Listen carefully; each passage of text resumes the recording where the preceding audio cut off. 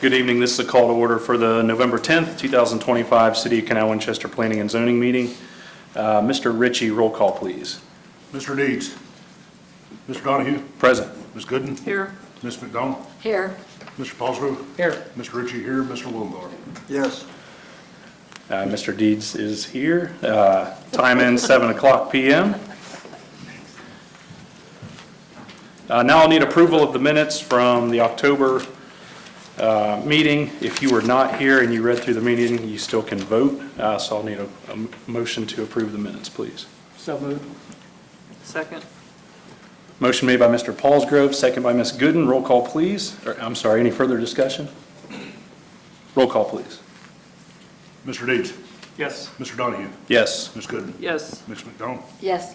Mr. Paulsgrove. Yes. Mr. Ritchie, yes. Mr. Yes. Willendorf. Now is the time for public comment. So you are here from the public this evening to speak on behalf of any item that is not on our agenda. Now would be your time. All right, if you'll be speaking with us tonight, so if there's any chance you'll speak to the commission, could you please stand if you're able and raise your right hand? Do you swear to be truthful in the testimony you give and tell the whole truth and nothing but the truth? If so, please say I do. Thank you. And I'll turn it over to staff for our first application this evening. The first application for tonight's discussion was a tabled application from last month's meeting, Site Development Plan 25009. This is an update to the plans for a new 11,094 square foot expansion onto the Waterloo Crossing Retail Center. For those that were here last month, this expansion is located between Planet Fitness and Las Margaritas. This is on the north side of the Waterloo Crossing Shopping Plaza. This tenant expansion is for 2 tenant spaces. One tenant space is approximately 8,381 square feet. The smaller space is 2,713 square feet. The applicant has put together plans noting landscaping will meet code requirements, dumpster screening, utilities, and has also confirmed that the parking lot configuration for the plaza, which was built out with Bank of America, is sufficient for this infill. From last month's meeting, both Planning and Zoning Commission and city staff had comments for the applicant on the building elevations. Flip to a color elevation, a little easier to see. These elevations have been updated since last month's meeting to scale down the size of tenant A. The overall building height has been reduced to be in line with the parapet height for Planet Fitness based off feedback. The tenant signage has also been reduced from height off the sidewalk to be in line with the adjacent tenant space. The applicant has changed the signage band to only be the center area of the building while taking the 2 accessory ephes elements and has made those into an accent brick material. And then the applicant has also committed to having all the metal roof on this addition and the existing plaza to the east of Planet Fitness be paint matched green to match the rest of the plaza. So staff is recommending Site Development Plan 25-009 be approved as presented. Any questions for staff? So, and Mr. Moore, the brick color will still be, if it's available, we'll still That's correct. use it. Okay. Anything the applicant wishes to add? Appreciate you coming back, some of these changes this evening. Yeah, thank you very much for your time. My name is Ron McInnes with Ford Associates Architects, 1500 West 1st Avenue, Columbus, Ohio. I have really nothing else to add. Thank you very much, Andrew, and thank you for the time.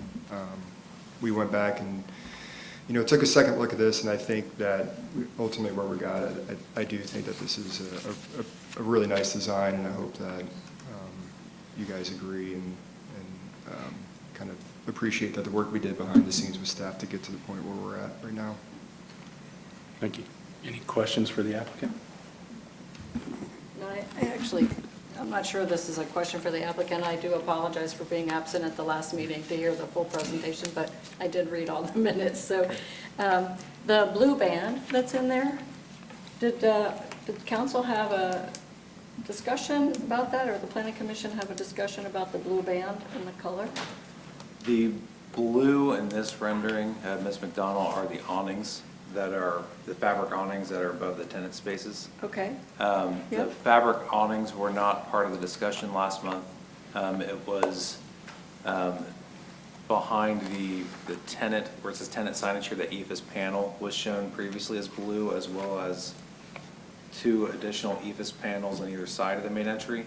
That was discussed, and the applicant has since removed that from the original building layout, and will let whatever tenant go in there, determine what color they want that EFS behind their sign, but has also reduced the amount of EFS to be just centered above the doorway.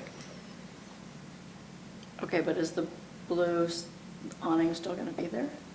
Correct, yes, the blue awnings are proposed.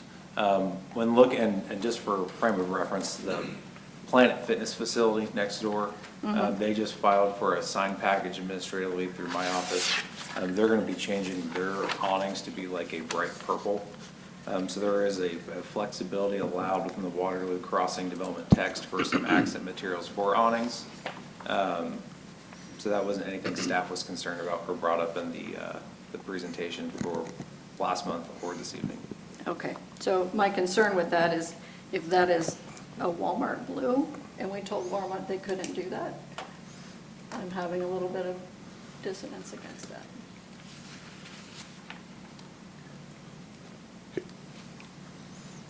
But the Walmart blue was more along the lines of the act, on the building itself, right? It was more the, I don't know if it was the stonework or it was the painting of the stonework or something like that. So to me, that's where the difference was, where this is an awning which is very interchangeable. Okay, But Any other questions or comments? Thank you, sir. Thank you.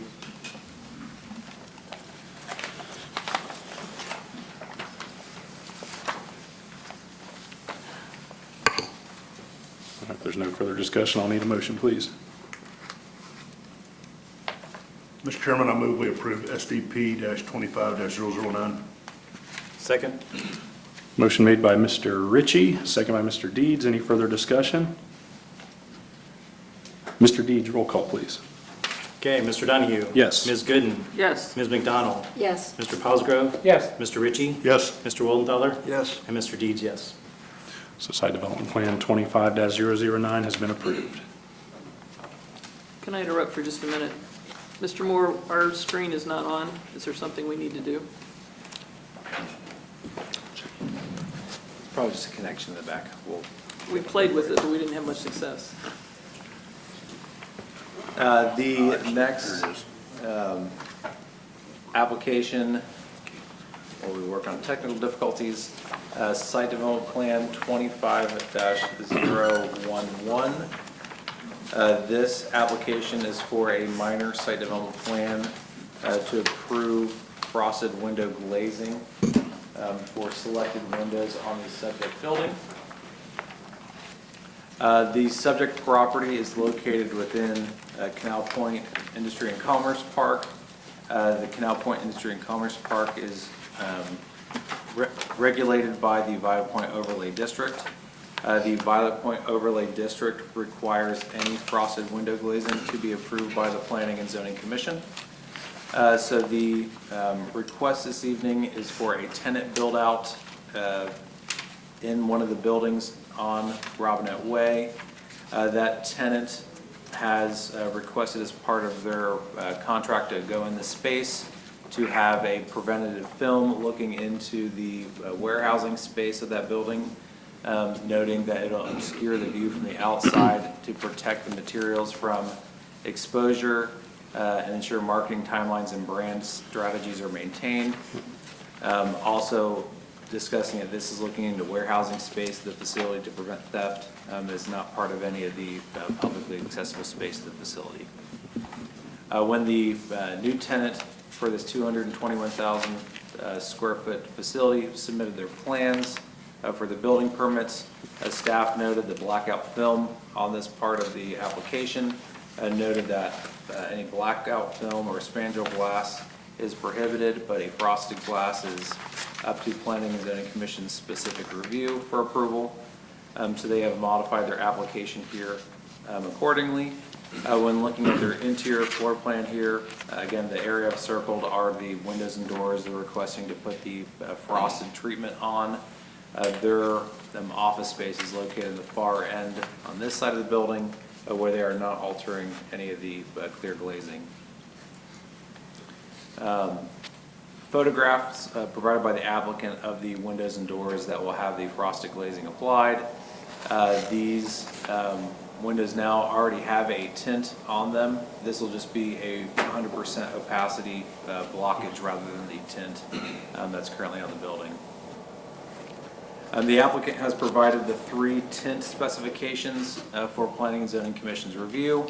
The first is a cool gray, the second is a silver matte, and the third is a white dusted matte finish. With reviewing the frosted glazing that's been applied elsewhere in the city for similar type projects, staff is recommending that the white dusted matte be used, as it is a more natural, anti-reflective material than the other 2 that have been spec'd by the applicant. So staff is recommending the application be approved with white dusted matte finish to the commission. Any questions for staff?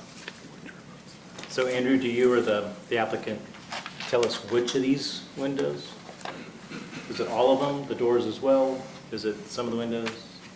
This photo right here, it is all the glass within this image. From a building perspective, it's the area that's circled in red. Right. So all the glass in the picture will be frosted? Correct. Any other questions for staff? Comments? Anything the applicant wishes to add? Is the applicant present? Good? Any questions for the applicant from the commission? All right. Need a motion, please. All right, Mr. Chair, I'd like to make a motion that we approve Site Development Plan STP-25-011 with the condition that the white dusted matte finish be used on the glazing frosting. Thank you. Motion made by Mr. Deed, second by Mr. Wildenthaler. Any further discussion? Roll call, please. Mr. Donahue? Yes. Ms. Gooden? Yes. Ms. McDonald? Yes. Mr. Paulsgrove? Yes. Mr. Ritchie? Yes. Mr. Wildenthaler? Yes. And Mr. Dees, yes. SDP 25-011 has been approved.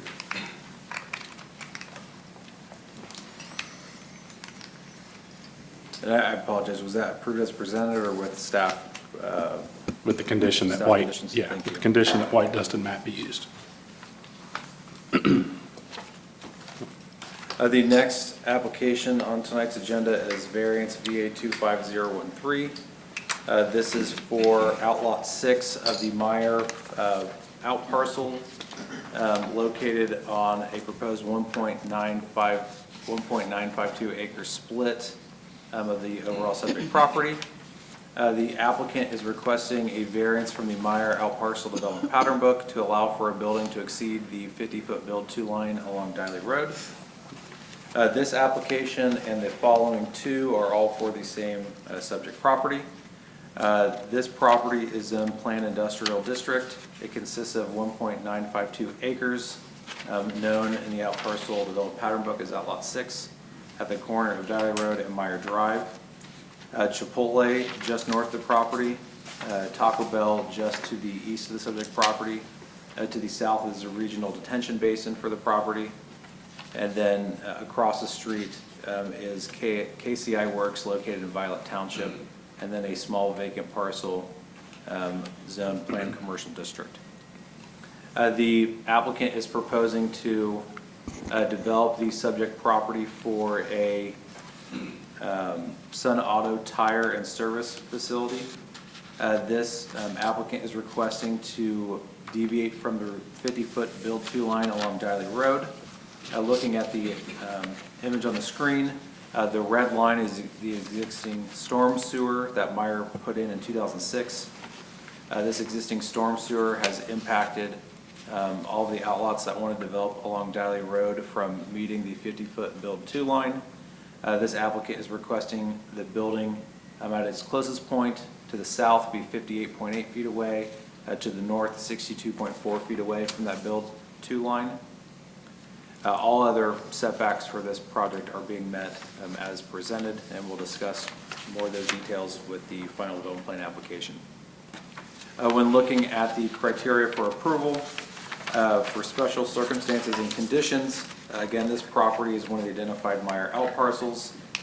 In 2006, when Myers put in the storm sewer system for the site, the storm sewer was put in around the same time when City Council was doing the ordinance to approve the out parcel development pattern book.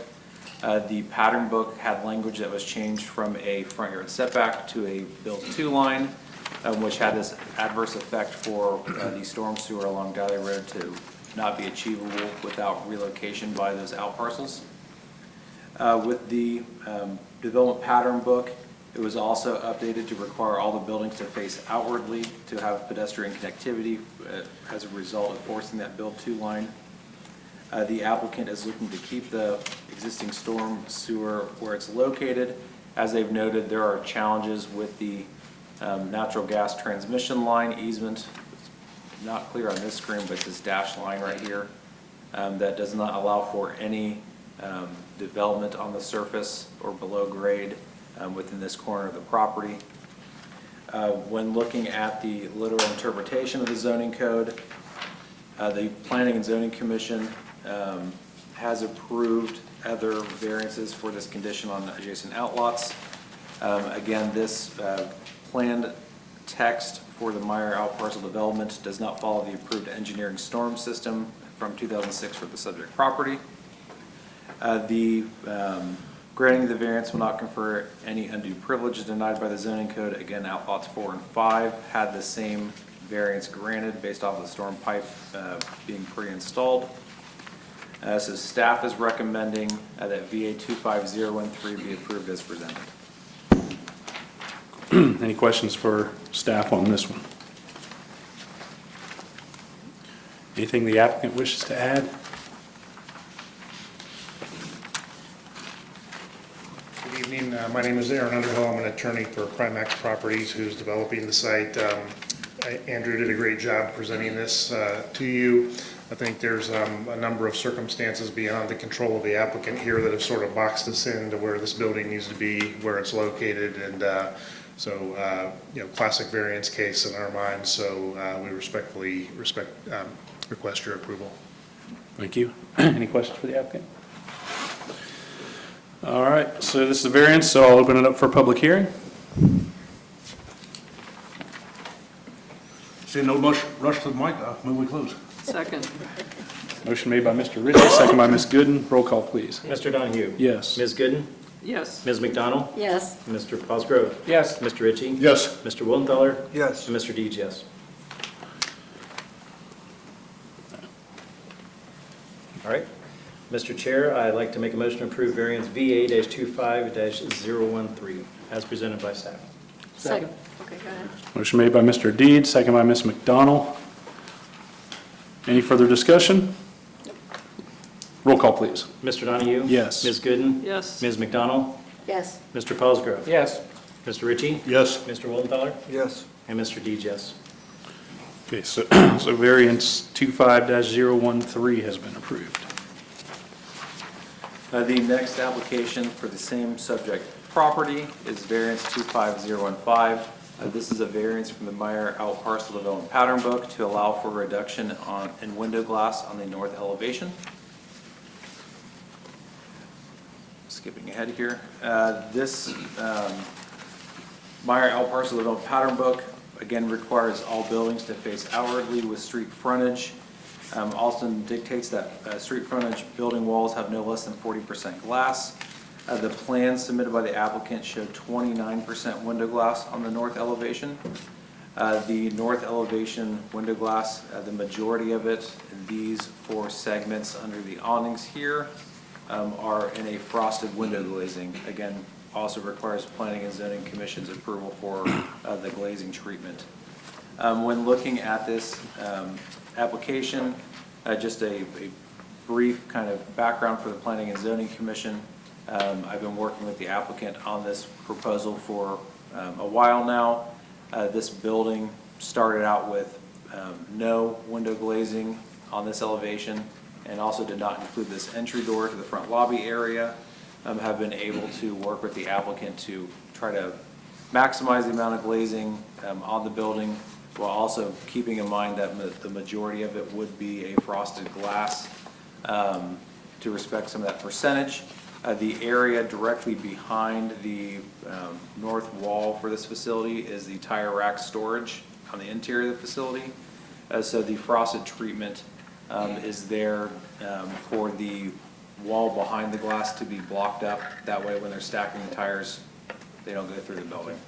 So it's not only a safety aspect, but part of their process for the site plan. We can go over more of those details if you guys have any specific questions. But when looking at this chart here on the right, and again, if you want to flip ahead to the final development plan, while they're showing a reduction in window glazing to 29% on the front elevation, they are proposing 82% on the north elevation, which faces Dally Road, which is an increase over the 40% minimum to try to make up for the loss on this elevation. When looking at the criteria for approval, the subject property, again, is one of the Meyer out parcel outlots developed on Dally Road. This site sits on Dally Road and Meyer Drive. Meyer Drive was designed to be sized and perceived by the out parcel development text to act as a public road.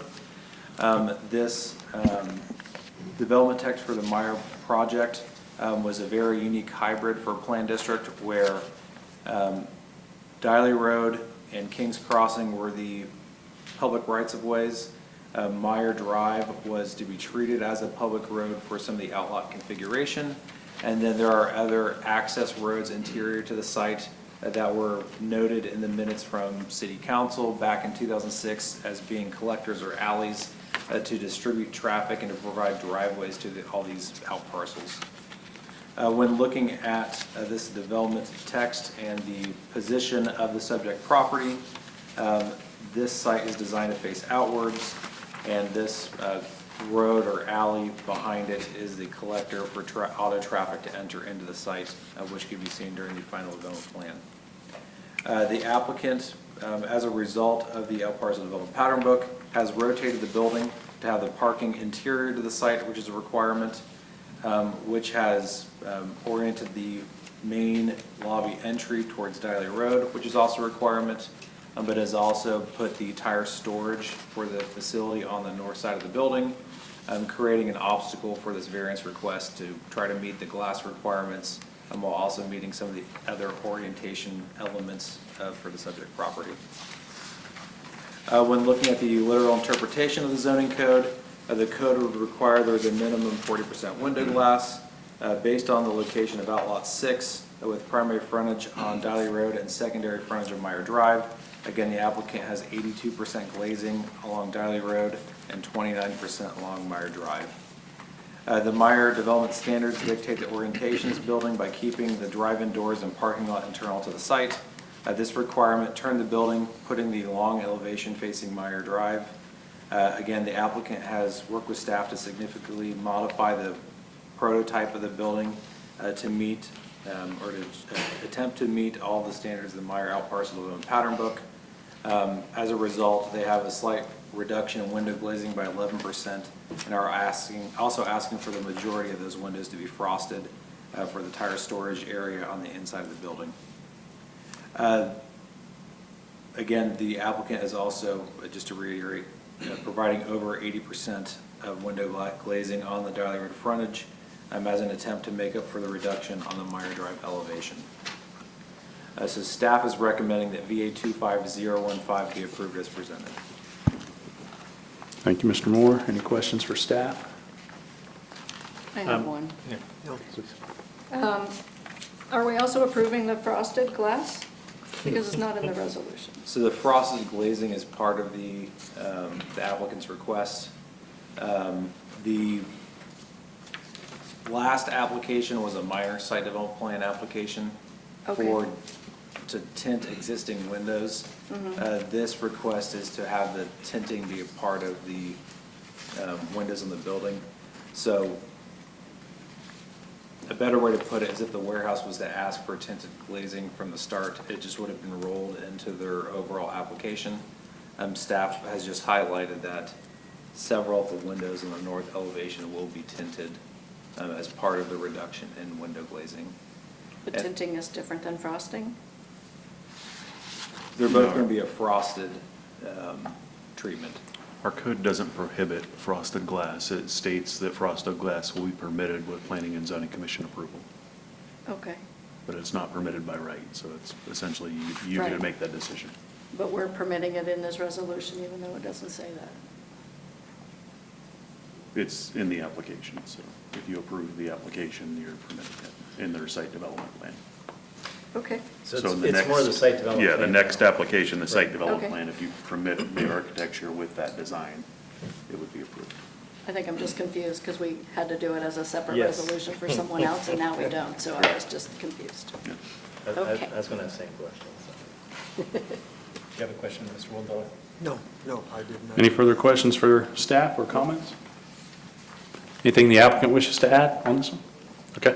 Any questions for the applicant from the commission? All right, I'll now open it up for public hearing. I move we close. Second. Motion made by Mr. Ritchie, second by Ms. Gooden.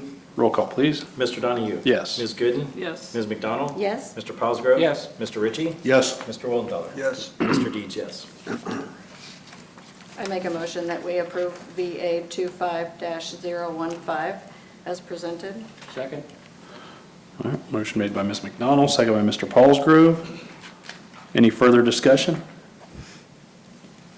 Roll call, please. Mr. Donahue? Yes. Ms. Gooden? Yes. Ms. McDonald? Yes. Mr. Paulsgrove? Yes. Mr. Ritchie? Yes. And Mr. Wildauer? yes. And Mr. Deeds, yes. So VA 25-015 has been approved. And just before we go to the next application, FDP 25-007.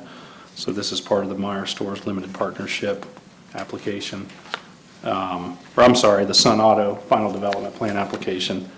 We had a typo in the agenda that was printed, so. Yes, as Chairman said, on your agendas, if you want to correct this as FDP 25007, the property owner applicant location is the same as the last two variance applications. The request is correct, it's just some of the details were copied from a template over incorrectly. This application, Final Development Plan 25007, is a request for a 6,553 square foot tire and service facility on the subject property. The subject property consists of 1.52 acres proposed to be subdivided out of the overall tract of land owned by Meyer at 8300 Valley Road. The property, again, as previously noted, does have the natural gas line transmission easement, this dash line that moves through the subject property. I will touch on it a little bit throughout the application here, but this out parcel goes from Meyer Drive all the way to the retention basin to the south of it. When looking at the layout of the subject property, this site is accessed by vehicular traffic from the private drive located to the east. The parking lot is located majorly behind the subject property. A portion of it is to the side facing Meyer Drive on the north end of the site. The site itself has the build to line requirements forcing this orientation along Valley Road and Meyer Drive. Two applications ago, Planning and Zoning Commission, you just approved the variance for the build to line along Valley Road. With this application up on the screen, the applicant is proposing to have one additional parking space than the minimum required for the zoning district. The plans are showing connectivity to the sidewalk network throughout the site. The applicant is constructing a lead walk from the Dyer Road Maltese path to the front of the building, a second lead walk from the front of the building to Meyer Drive, and then is also connecting sidewalk around the other two sides of the subject property to connect into the Maltese Trail around the retention basin currently on the site.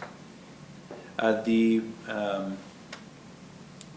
Meyer out parcel development pattern book requires the pedestrian connectivity as shown on the screen, as that pattern book was designed to prioritize pedestrian traffic and pedestrian access around the site rather than automobile traffic and access around the site.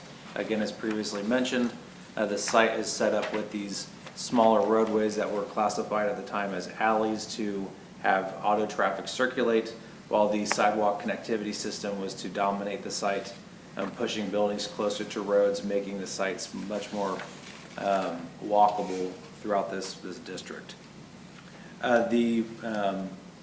As part of the Meyer out parcel development pattern book, when Meyer agreed to the traffic study for the connection to Hill Road, it was originally tied to the first development for the out parcels in front of the Meyer store.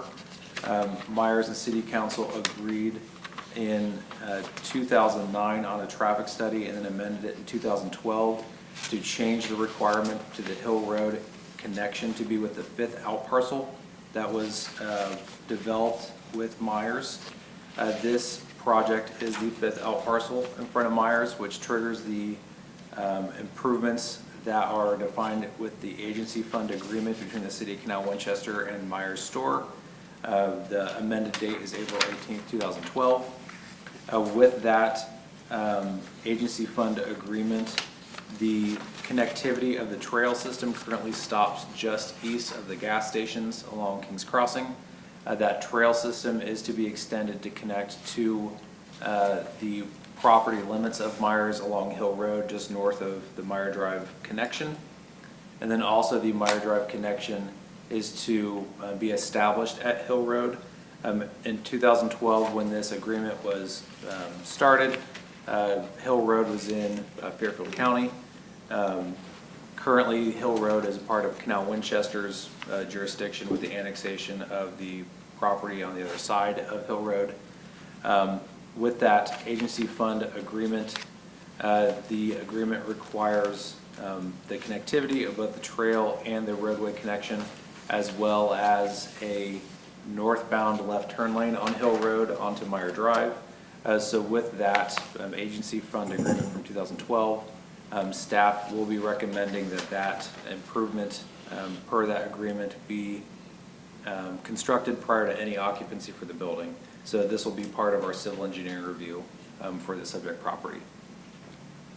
When looking at the other components of the subject property here for grading and utilities, the utilities are located along Meyer Drive just to the east.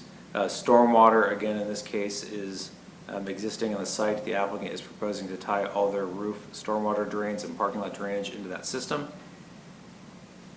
shown on this screen here.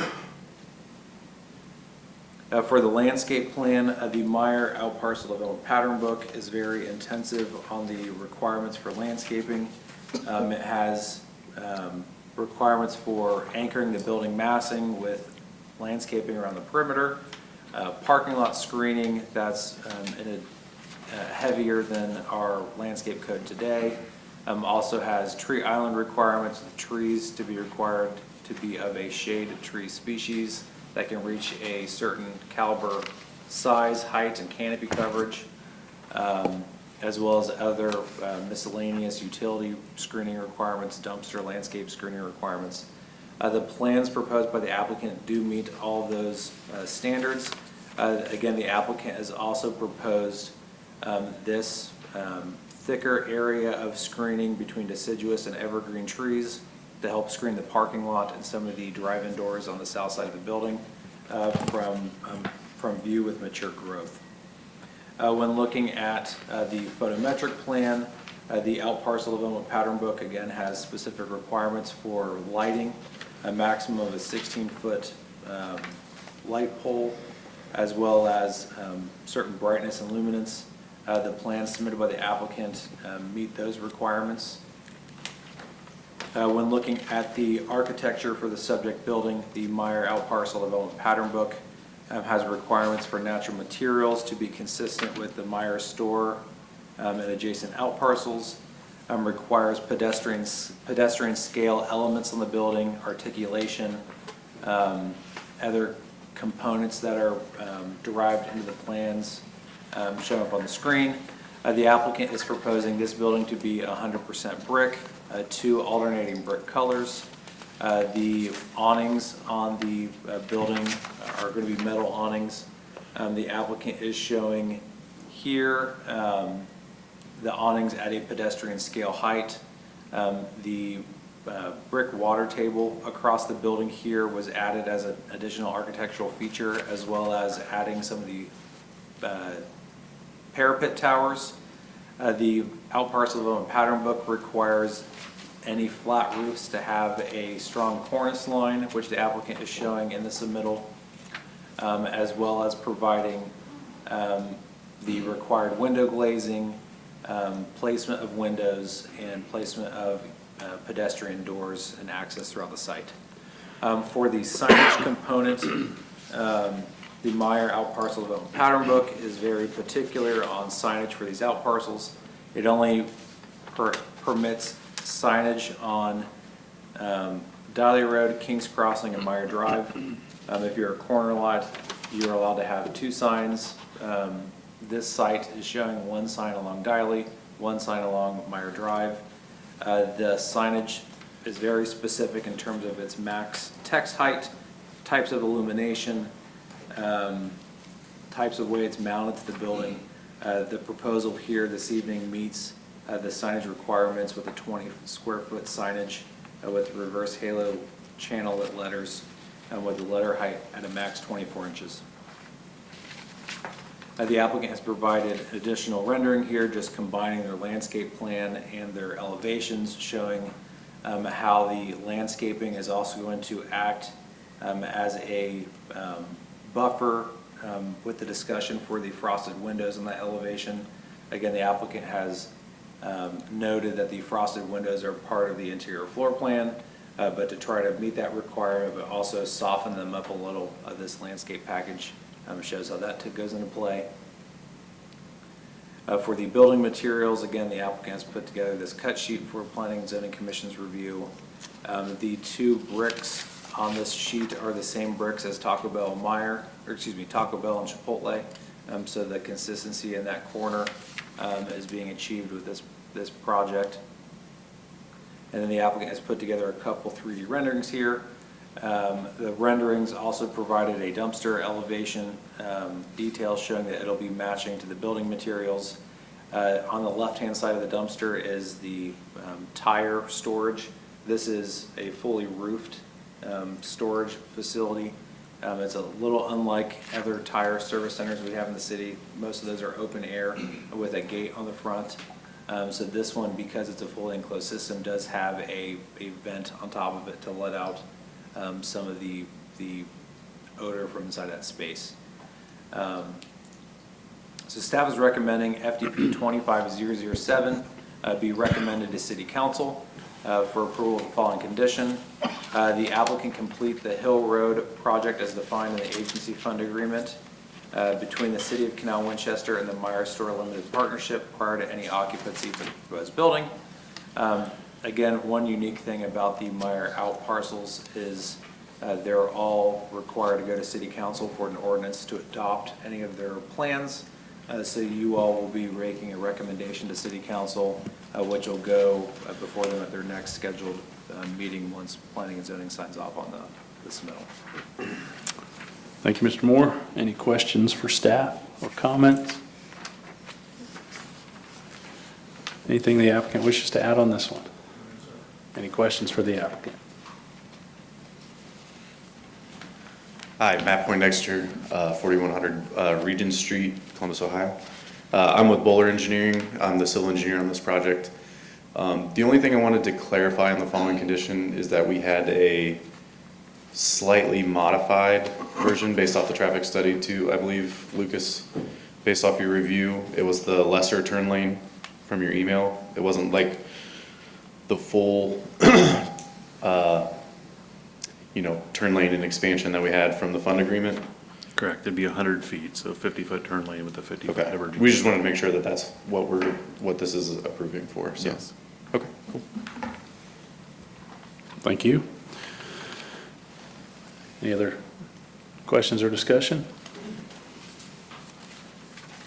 All right, I'll need a motion, please. Mr. Chairman, I move that we recommend for approval to City Council FTP 25-007. Second. With conditions? So I would, Sorry, with the condition as noted by staff. okay. Motion made by Ms. Gooden, second by Mr. Ritchie. Any further discussion? Roll call, please. Mr. Donahue? Yes. Ms. Gooden? Yes. Ms. McDonald? Yes. Mr. Cosgrove? Yes. Mr. Ritchie? Yes. Mr. Wenthaler? Yes. And Mr. Deeds, yes. So FDP 25-007 has been approved by Planning and Zoning and recommended to City Council for adoption and approval.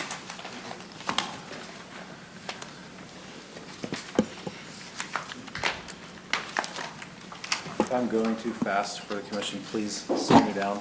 We have a really big agenda, so I'm trying to keep a good pace. The next application on tonight's agenda is VA 25-016. This is for Outlot D of the Meyer Out Parcel of Pattern Book. Just for a frame of reference, yes, the last one is Outlot 6. Myers has decided to subdivide some of the outlots from their pattern book along Dudley Road. So instead of the 4 original, there's now 5, potentially 6. So I'm just reverting to what they're calling as Outlot D for this application. This is a variance from the Meyer Out Parcel of a Pattern Book to permit larger tenant signage on the Dudley Road elevation. This subject property is located in between Chipotle and Pediatric Associates on the east side of Dudley Road. To the rear is the Meyer store, and across the street is the Dudley Ridge Medical Center. The applicant is requesting approval for a multi-tenant commercial building consisting of approximately 7,945 square feet. The plans show this multi-tenant building will be separated into 3 tenant spaces. The outside tenant spaces are shown to be 30 feet wide and are listed for restaurant use. The inside tenant space is 50 feet wide and is listed for a medical office use. With the proposal here this evening, the applicant is requesting to approve wall signage on Dudley Road that exceeds the maximum size for the exterior restaurant spaces. Based on the exterior tenant space width, those 2 tenants would be permitted a maximum of 30 feet of wall signage. The applicant is proposing a maximum of 40 square feet of signage across all 3 tenant spaces. When discussing with the applicant here, if you took the entire 110 square foot length of the building and simply just divided it by 3, assuming each had the same amount of tenant frontage, you'd have a max of 110 square feet. What the applicant is permitting when looking at their request from that view is a max of 120 square feet. So their request is to have all 3 tenant signs be of equal proportion by increasing the signage for the restaurant users, but also self-limiting the signage for the medical space in the center. So their proposal here is locking in the medical space being a reduced size. Mr. Dees, I figured that'd be a question you would have. Is the center space will never be able to exceed 40 square feet based off of the way the variance is being structured this evening. When looking at the out parcel of a pattern book, again, it has specifics for tenant height, graphic area, types of illumination, etc. The applicant is proposing to meet all of those other than the square footage for the 2 outside tenant spaces. When looking at the criteria for approval, the development text was written to permit 1 square foot of wall signage per 1 linear foot of tenant frontage. Given the strip retail nature of the building, again, the applicant is requesting that all 3 tenant spaces have the same size signage, rather than the exterior having 30 square feet, the interior tenant having 50 square feet of signage. With the request, all 3 tenants would be limited to 40 maximum square feet of signage. The Meyer outparcel development pattern book was written with the intention that commercial outlots would be highly specialized users, not strip retail. If you read through the outparcel development pattern book, it perceived specialized users for each outlot. They were all defined by restaurant, bank, hotel, etc. That is kind of reflected in the way the buildings are designed to be oriented, laid out, pedestrian frontage, etc. So the 2006 zoning did not anticipate strip retail in front of the Meyer store, so it makes this application a little unique. The granting the variance, again, will permit 2 exterior tenant spaces to have larger signage than what code permits. However, the applicant is noting to self-limit the interior tenant space to make up for the increase and provide consistency across the building. So staff is recommending that VA 25016 be approved as presented. Questions for staff? Just to clarify, the 2 on the end are going to be 40 feet, and the one in the middle is 40. 50? Or they're all 40? Correct. Yeah, so the applicant is requesting to increase the exterior from 30 to 40, and then Okay. self-limit the interior from 50 to 40. I got you, okay. Just wanted to clarify, thank you. Any other questions for staff? Is the applicant present? Anything you wish to add? Carter Bean, 2231 McCoy Road, Columbus, Ohio, 43220. We're here before you for not only this variance request, but the next and the development plan following that. So here to answer any questions you have. Any questions for the applicant on this one? I guess just curious, based on that, you're kind of locking it into those 3 set, unless someone wants, I guess, 2/3 or 3/3, right? But if they decide to move you're kind of just gonna have to deal with it, right? I mean, Correct. they're kind of locked into that. Yes, Okay. we like to create consistency between all the Sure. tenants, so regardless of their frontage, we're looking to have them all the same. Okay. Any other questions? Thank you. Thank you. All right, so this is a variance. I'll open it up for public comment. Move to close. Second. Motion made by Mr. Ritchie, second by Mr. Deeds. Roll call, please. Mr. Donahue? Yes. Ms. Gooden? Yes. Ms. McDonald? Yes. Mr. Pelsgrove? Yes. Mr. Ritchie? Yes. Mr. Wallenthaler? Yes. And Mr. Deeds, yes. All right, well, Mr. Chair, I'd like to make a motion, we approve variance VA-25-016 as presented by staff. Second. Motion made by Mr. Deeds, second by Mr. Paulsgrove. Any further discussion? Roll call, please. Mr. Donahue? Yes. Ms. Gooden? Yes. Ms. McDonald? Yes. Mr. Pelsgrove? Yes. Mr. Ritchie? Yes. Mr. Wallenthaler? Yes. Mr. Deeds, yes. All right, so VA 25-016 has been approved. This next application, VA 25017, is a request from the Meyer outparcel development pattern book to permit signage on the east elevation. Again, as discussed with the other applications, the east elevation of this site faces to the parking lots located to the rear of the building. The Meyer outparcel development pattern book does not prohibit signage facing the east elevation, given this is not a corner lot. So the only signage that is permitted on this building based off of the pattern book would be facing Valley Road. If you want to skip ahead and look at the final development plan submittal, given the parking lot configuration and also pedestrian access to the building are both on the east side of the building. Without this variance request, the only signage that could go on the east elevation would be window decals, something very small, potentially a small blade sign that would be facing the opposite direction of the doorway, overhanging a sidewalk area. So the applicant is requesting to install signage on the east side of the building, which is on the bottom side of the screen here. Again, these are going to be the pedestrian access doors into the facility. The applicant is requesting for the same size and orientation of signage on the east that they just received approval on the west elevation.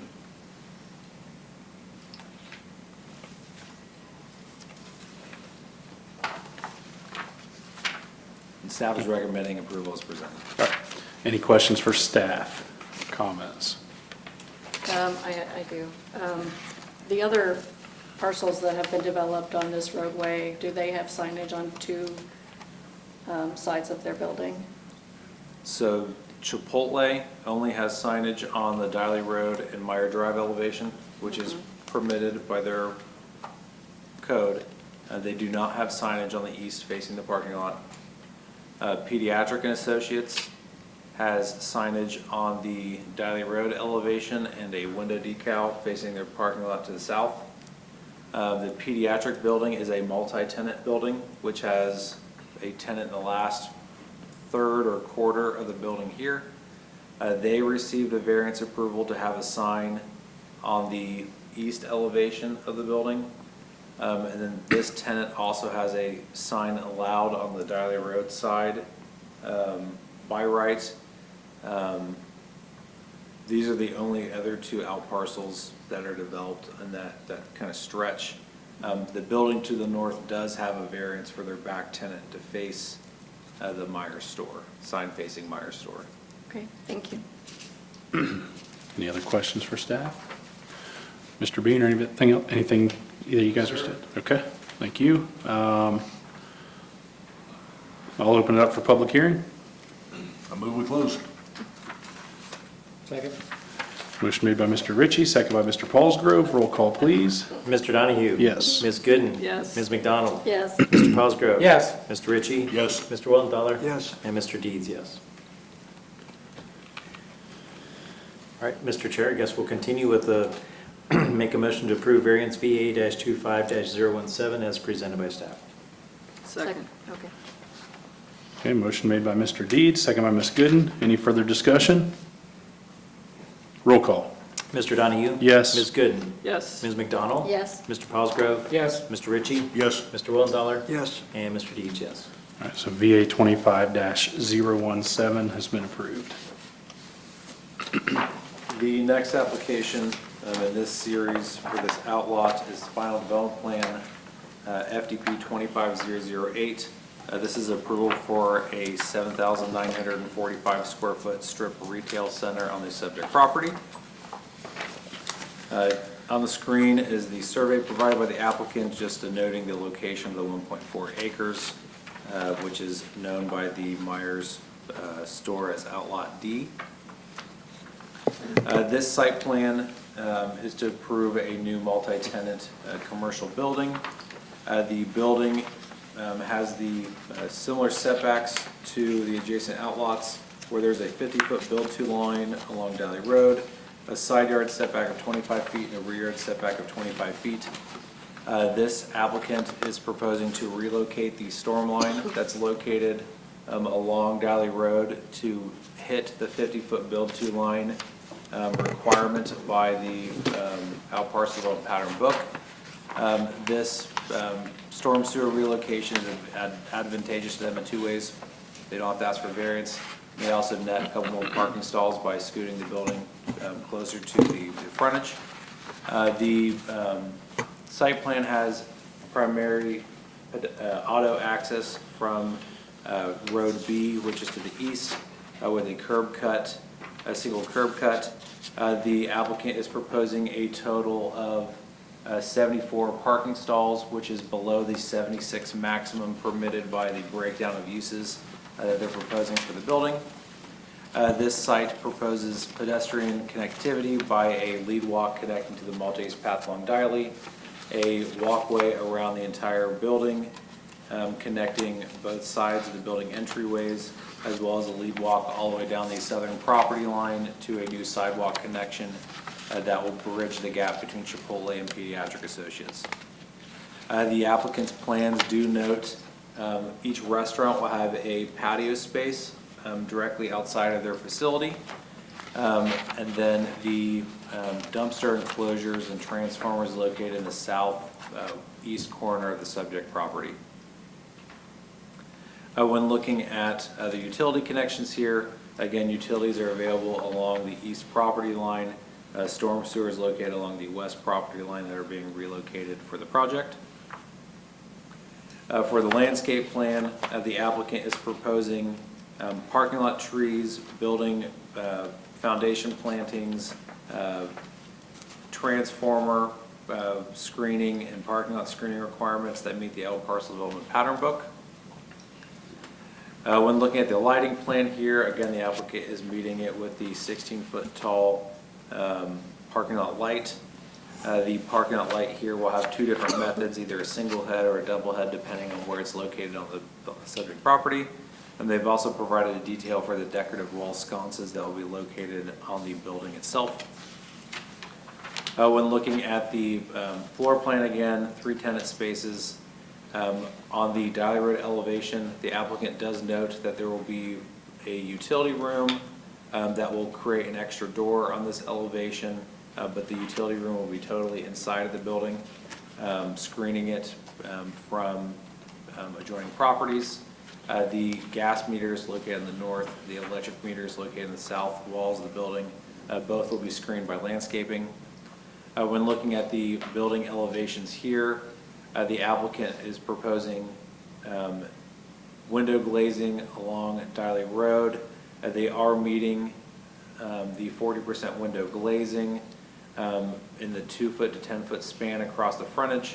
The applicant does note that for the restaurant spaces, and also just to make things consistent, the utility room, that these 4 sections of glass will be frosted, while the entire medical space in the center of the building will have clear glazing through it.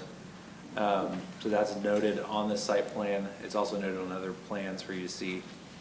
On both front and back elevations, there are awnings that are proposed, black fabric awnings. On their color renderings here, again, you can see the applicant's building materials. The one component here that wasn't called out on the plans specifically were these areas facing Dally Road. Rather than having additional frosted glazing in there, there is a paneling treatment. That's like a composite fiber cement material or metal. It meets the minimum requirements for the application. This is just the only building material that really wasn't called out in the submittal. The applicant is proposing for the rest of the building 2 different shades of brick. These brick colors are a much softer tone than Chipotle to the south, but are kind of a blend between Chipotle and the brick that Pediatric Associates use to the north, to try to create a gradation effect between the out parcels itself. But the primary theme here are natural colors. The applicant is also showing a flat roof and will have a strong cornice line along that roof parapet edge. It has shown on their 3D renderings that the rooftop mechanicals would be screened by the parapet heights. Some renderings provided by the applicant here showing from the parking lot side of the building a view from the Dally Road side of the building, what that view would look like. Again, highlighting some of the components of landscaping and the patios. And just some overhead 3D shots here to show how it plays into both developed sites just north and south of it, from building placement, parking placement, access, etc.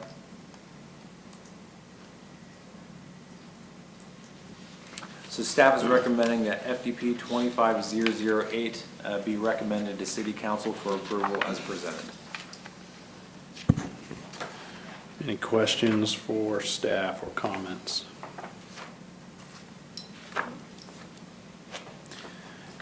Anything the applicant wishes to add to this one? No, sir, I think the presentation was very thorough. Any questions for the applicant or comments? So there are 2 dumpster spots on 3 tenants? Correct, yes. Do it? Okay. Do it? I mean, if it Well, works, it works. The only thing I'm yeah. curious about is like if one of them's medical, they tend to have waste that needs to be treated differently than the others, so Yeah, and they'll handle their waste privately. The containers that we have out there, one will be trash, the other will be recycling. Got it, okay. Then is it the intent to actually have the doors on the west side facing Dolly Road? Will those actually be open? Well, for the medical space, that'll likely be, attached to their break room or something like that. The restaurant users, those will likely be service doors. Okay.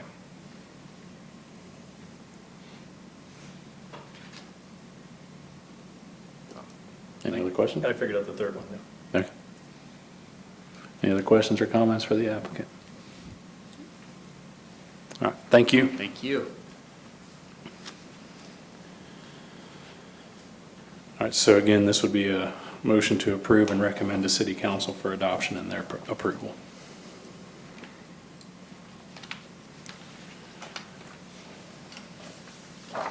I'll make the motion that we approve FDP-25-008, recommend it to City Council for approval as presented.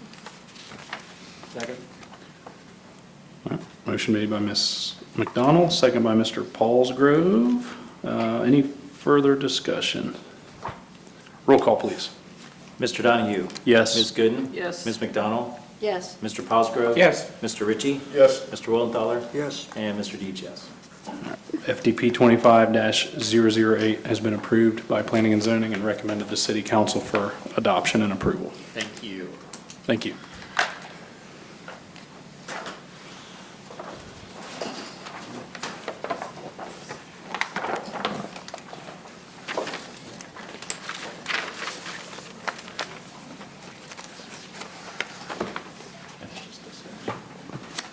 The next application for tonight's agenda is Final Development Plan 25-009. This application is for sub-area B of the Miller Farms community, the 41.7 acres of parcel ID 184-002994. This request is a final development plan for Miller Farms consisting of 221 apartment dwelling units. The subject property is located on the west side of Oregon Road, consists of sub-area B for Miller Farms. Surrounding properties to the north, south, and west are also part of the Miller Farms neighborhood. Extending out further than that are properties that are vacant agricultural land located in a mix of Canal, Winchester, and Madison Township. The preliminary development plan for Miller Farms that was approved by City Council in April of 2025 with ordinance 24-034. As part of this plan, City Council set a maximum density of sub-area B for 221 apartment dwelling units consisting of single-story building design. The plan submitted showed a mix of 5-unit to 8-unit buildings. The entire Miller Farms community was further committed to have consistent building architectural elements through facade treatment standards that were approved as part of that ordinance granting approval for the rezoning. So that 41.7 acres is shown up on the screen to the left. That hatched in area is the area being proposed this evening of the overall green piece outlined in red to the right. The subject property, the plans submitted are majorly consistent from what Planning and Zoning reviewed previously with the preliminary development plan. The plans that were adopted by City Council had setbacks of 50 feet of Oregon, perimeter boundaries of 35 feet for buildings. Adjacent units need to be 20 feet apart, and then units need to be 25 feet away from internal roads. The plans that are submitted meet all setbacks required in that plan development text. Again, 221 units. The applicant is proposing a total of 62 parking stalls within the development. The 62 parking stalls in the development. The parking itself is spread across the development to provide additional spaces beyond the two-car attached garage and also the two-car wide driveways that are provided for each unit. This is very similar to the other multifamily project, Block Point Village, that you guys just reviewed, showing additional parking spread throughout the site, as Madison Township Fire Department has prohibited on-street parking given the 24-foot road widths within the development. This site does feature sidewalks on both sides of the roads in this project, as well as connectivity through the sub-area green space just north of Lyle Ditch that will cover an additional slide.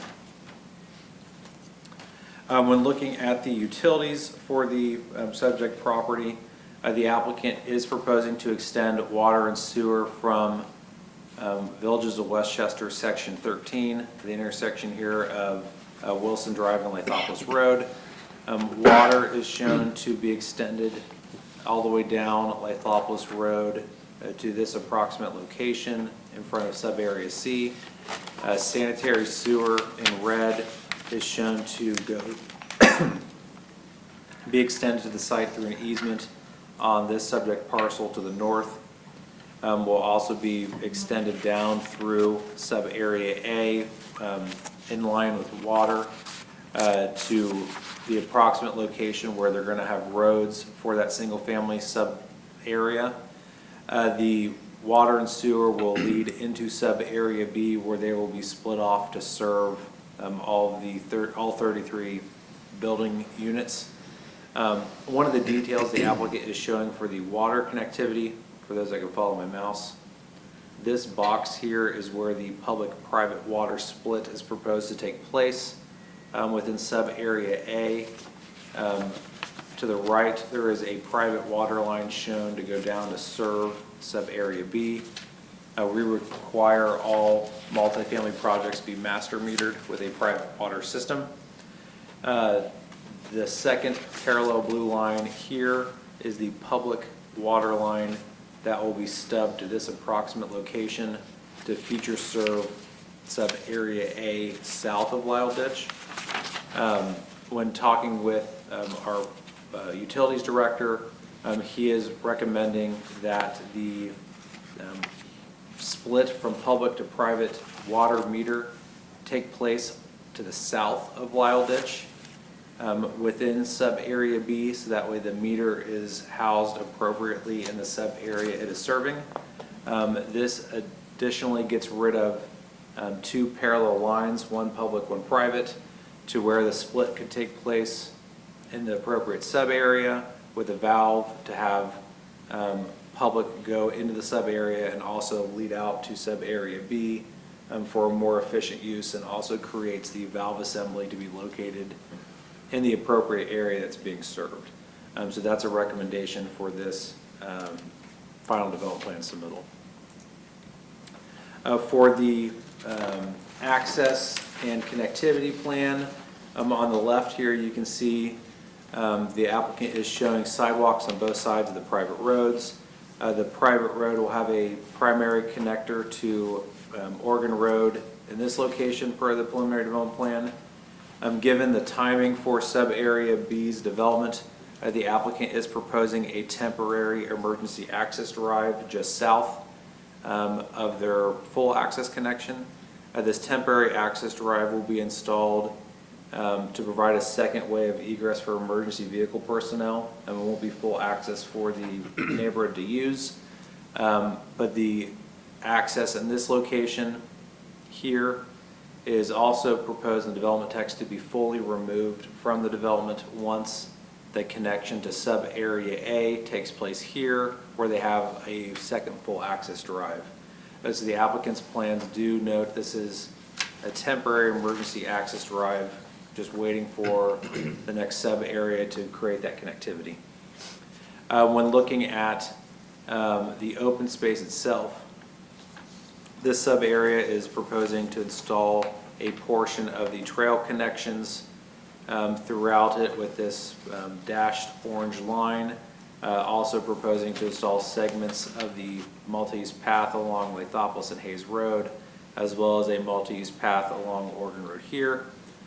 Staff is recommending that a public access easement be recorded on the open space, paths, and amenities located north of Lyle Ditch to allow for public access as specified with the ordinance adopted by City Council.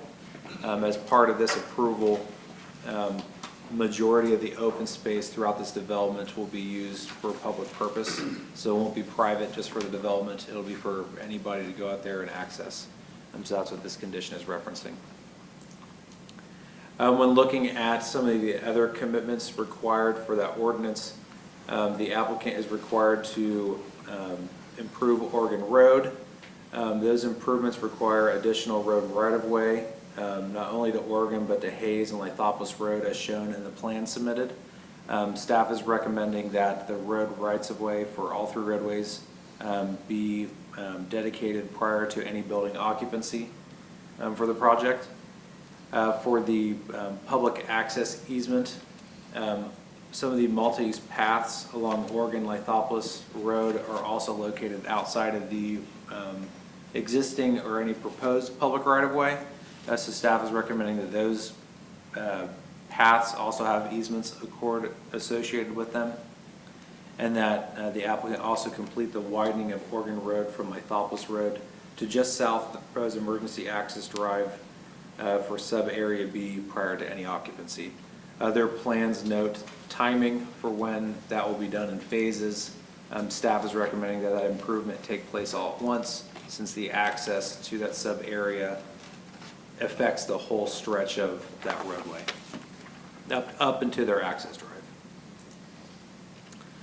When looking at their landscape plan, the applicant is required to plant over 500 trees for this project, 143 for major trees removed, 422 for new buildings, and then 12 trees for parking, off-street parking that will be added. The applicant's plans exceed the minimum number of trees required to be planted, satisfying this condition. Some of the other plan sheets show additional screening between this sub-area and the residential sub-area to the south. That can be seen within your booklet as well as the requirements for the Oregon Road frontage, screening, and mounding per the development text. The development text also requires HVAC units facing public streets to be fully screened by landscaping. Again, the landscape plans, dozens of sheets for that in your booklet show that requirement is also being met. For lighting, the applicant has provided a lighting plan noting 12 decorative street lights at 12 foot tall. And then the plans also note that the pickleball court located behind the clubhouse will have 4 floodlights installed at 20 feet tall to illuminate the pickleball court. And then has also included a cut sheet for the decorative exterior wall fixtures that will be installed with each unit. For the fencing, the development text requires a black crossbuck fence to be installed within the sub-area along Oregon Road, in addition to architectural columns to provide an exterior theme for Miller Farms development. The plans do meet that section of the requirements. The preliminary development plan also notes that there will be vinyl fencing separating patio units between the backs of certain buildings. The applicant in this final development plan has proposed fully fencing in some backyards for some of the units, going outside of the preliminary development plan criteria for just simply providing a barrier between the units. This is creating a fenced-in yard space. Additionally, all the units that have corner doors have fencing in front of the units as well, which was not a part of the preliminary development plan text. So staff is recommending that this condition, this additional fencing, be removed from the plans as it's not conformance with the original approvals.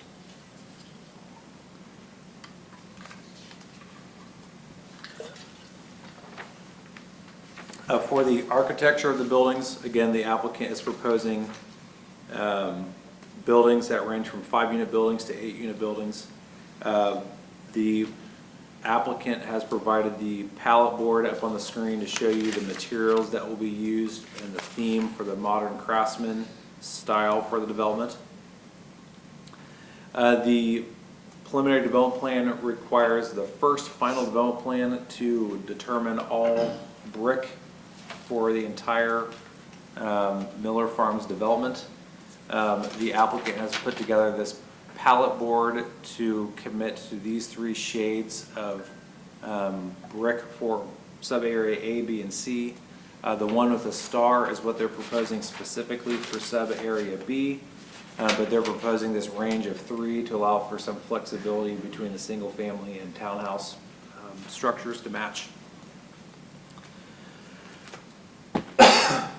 When looking at the clubhouse here, the applicant is showing again these building materials across the building elevations.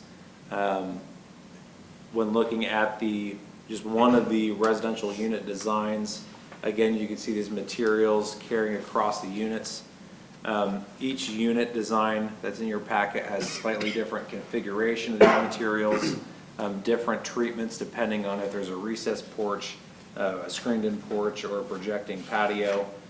So those are provided for your full review. Just wanted to throw one up here for your guys for a visual purpose. When looking at the interior floor plan for this particular building, the development text set a minimum square footage for the units at 1,000 square feet. This plan had the smallest buildings at 1145, showing that all the buildings in each unit meets the minimum 1,000 square foot finished floor area.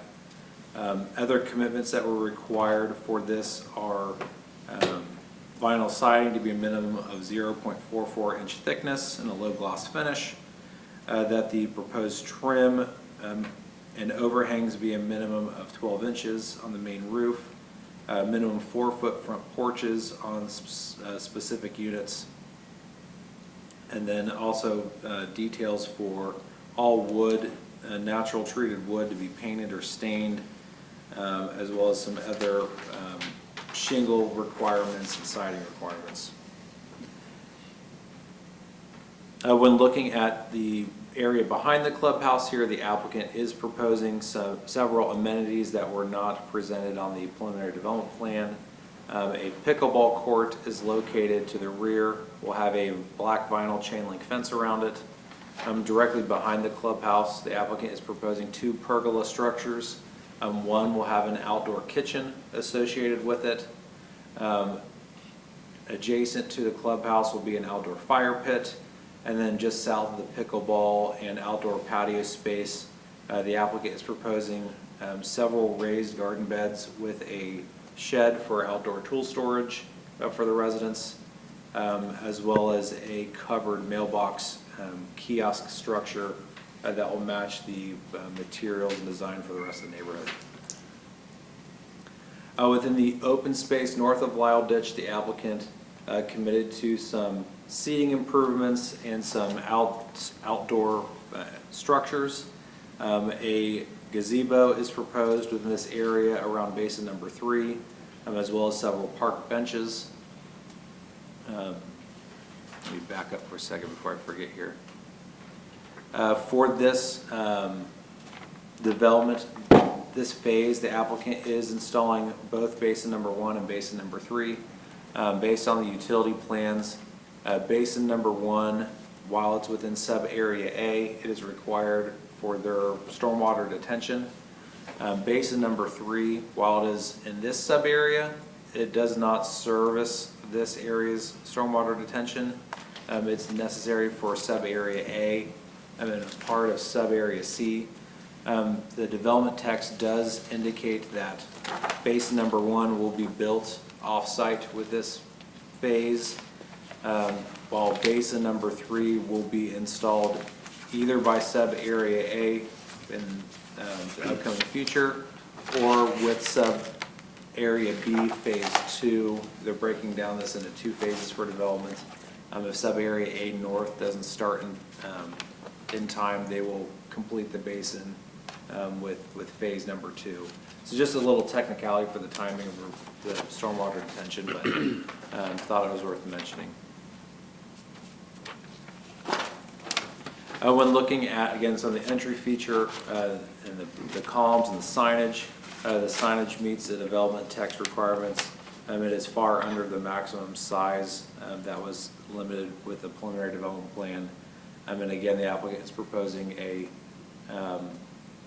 sign design and theme that's consistent with the rest of the plans for the neighborhood. So staff is recommending FDP 25009 be approved with the following conditions. The first is the public water main be extended to the south side of Lyle Ditch to where the public-private split can take place within sub-area B. The applicant complete the widening of Oregon Road from Lithopolis Road to just south of the proposed emergency access drive of sub-area B prior to any occupancy. The vinyl fencing be in conformance with the approved preliminary development text and be restricted to separating patios only. By that, only perpendicular to the building, on the rear of the buildings, and not visible from public right-of-way.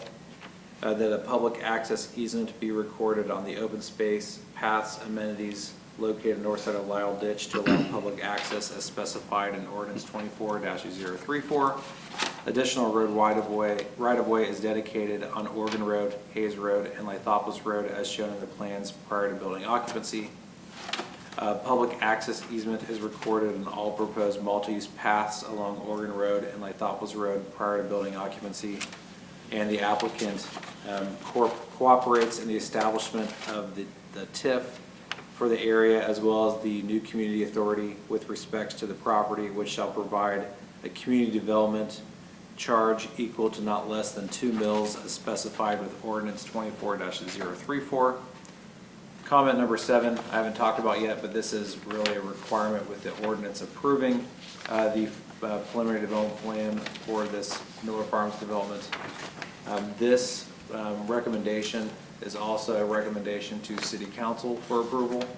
So that's why that condition is also listed in addition to the other 6 that we've previously discussed. Questions for staff? So are the street names that are shown in are those kind of set in stone? I know they're private. No, they can change at any moment. So does staff have any concern that we would have 2 Rosemont ways within the city? I haven't even looked at the street names because they're not relevant at this time. Okay. We do check that. So we Okay. check within the zip code and then also within the 911 district. Okay. And could you go back, Mr. Moore, on the public access easement? I'm sorry, the temporary emergency area, and can you show me the section of Oregon Road, the widening between Lithopolis and Oregon? Where would that, how far is that in terms of the temporary emergency? So the emergency access drive is located here, where my mouse is. Yeah. That condition is recommending the whole span from Lithopolis Road south to that emergency access drive for that sub area. That's what I wanted to confirm. Thank you. Any other questions for I don't know if staff? it's for staff or applicant, but no on-street parking. Is it signed or is it marked somehow? So staff noted in the staff report that there is no signage plan noting no on-street parking. That will be something likely Madison Township will require during tech review to show that component. It's something that we are currently looking at on other civil engineering projects for no on-street parking. That comment was so minor in this stage, it didn't feel worth noting any further than no signage plan was being presented. Okay. Because Green Gate's the same way, right? Green Gate Cove, Yes. that is allowed to have on-street parking. Really? Okay. He's talking about the multifamily project there. Right. They're now calling that Lock Point Village. Oh, Lock Point. They do not permit, and there is signage. Okay, that's what And then what's the one that's on Bowen? The three-story project. No, I'm sorry, Boosie. Boosie Road, that's there by the park. Does that have on-street parking? It does not. I was gonna say, 'cause I didn't see, I don't think I saw signage. Yeah, and the applicant could probably address it, but they have Because- on-site management that also Got it. is watching out for that as well, I would assume. Any other questions for staff? Other than the fencing, was there any other significant change to the preliminary plan? The preliminary plan had some like gray areas that needed to be filled in with the final development plan. One was the brick color that would be used between all three sub areas. It was basically who filed first, got to pick it, sort of way it was written. So the applicant is proposing this palette up on the screen. Some of the other components in the preliminary development plan that were, I guess, like unanswered was like the color for the siding was just noted it had to be a matte finish, earth tones. So I wouldn't say anything is majorly changed other than things are just been clarified. This one component for the fencing was adding additional language that was never intended with the preliminary approval. In the area around the clubhouse, there was never a pool mentioned? No, previously, the area on the clubhouse, this was all a retention basin. So the on-site retention is being handled elsewhere on the site, so they are able to pick up all these amenities. Okay, thank you. So where did the retention pond move to? In sub-area A, so to the east. Okay, but I thought you had said that that was going to serve that sub-area A, It will, so it's going to serve both? Correct. So it'll be built to handle both? correct. Okay. Any other questions for staff? Mr. Wilcox, anybody from the applicant wish to share anything additional? Andrew Bowser on behalf of Wilcox Communities, 7000 North High Street, Worthington, Ohio, 43085. Here tonight, wanted to thank staff. They did an excellent job being able to go through all of it. Large plan, over 200 pages, as I'm sure you've looked through them. So I wanted to go kind of list down the 7 recommendations. We have no issues with the extension south side to the Lyle Ditch. We would just add in there that we would continue to work with the engineer as well in case there were changes as we start to construct that if there is some minor adjustments, that we just have the ability to be able to work with the engineer to continue that. No issues with the widening of Oregon Road from Lithopolis south to the proposed emergency access. No issues. I'm going to skip number 3 for right now because I think that's maybe the most talking point.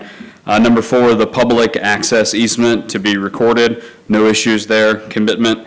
Increased right-of-way. We're also comfortable with this.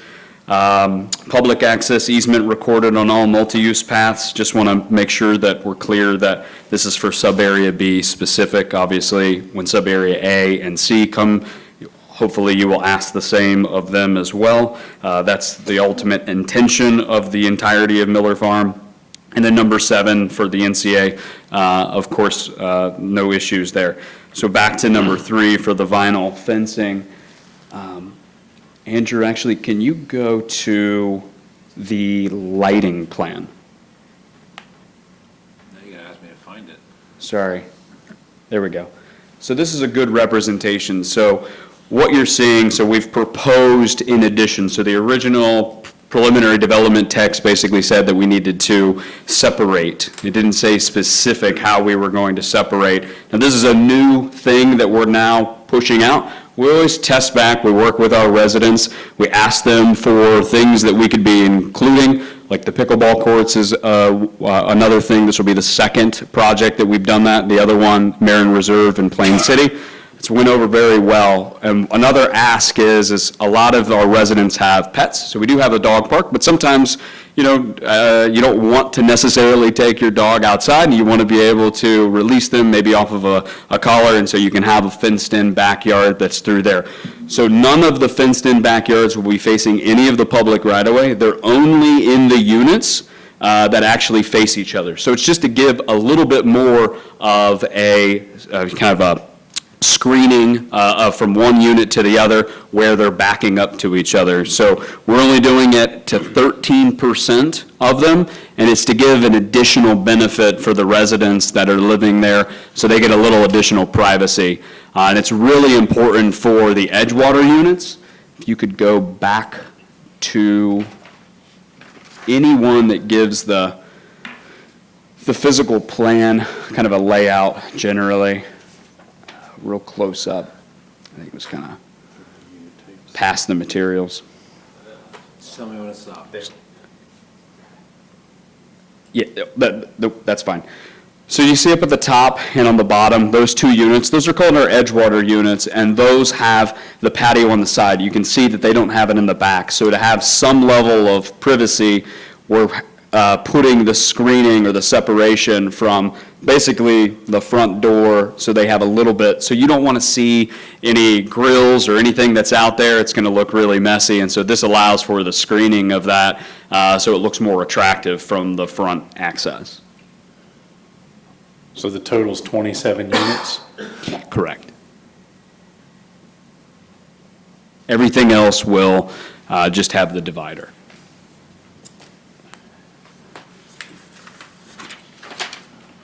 You didn't use vinyl anywhere else, so why here? This was requested as part of the preliminary development plan, the vinyl fencing, the full scale. And then I think there's also vinyl fencing on the exterior. It's just crosshatched. Can you go back to that, Andrew? There.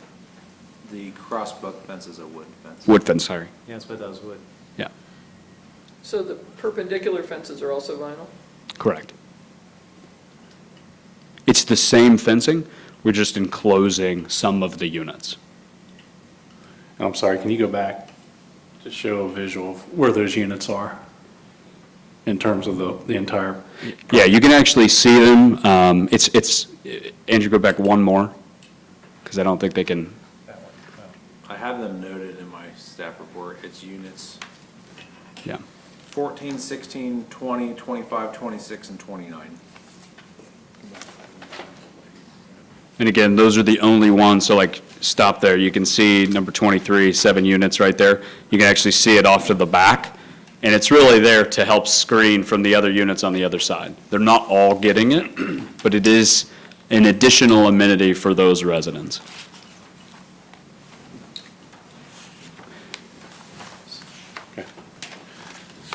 What was, okay. So who requested the vinyl to begin with? Was it staff or council?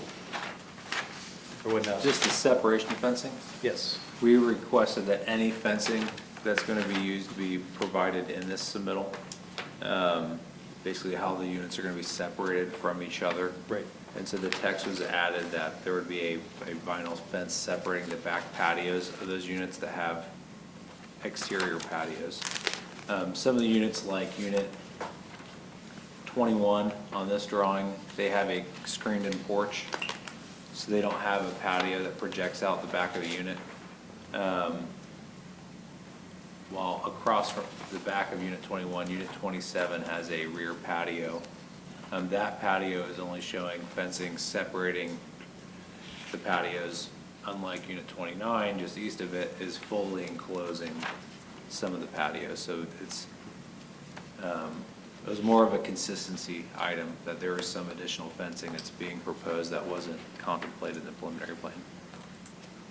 So is staff's concerned that it's facing the public right away, Mr. Moore? No, staff's concern is that they're fencing in yards in a rental community that has common maintenance and ownership, and that the fenced-in area becomes additional area that is able to be uncontrolled. I think the applicant said it very well, that you can hide your grill let your dog off the leash, have certain aspects to create a yard area, and these are all under common ownership with common maintenance. And so the idea of the fencing in general was to provide some privacy. If you're on your patio, your neighbor's on the patio 10 feet away from you, not to fully enclose a yard space for a selected number of units. Okay, And then it doesn't meet the preliminary development text. okay. Thank you. So, Can you read verbatim the preliminary development text for me?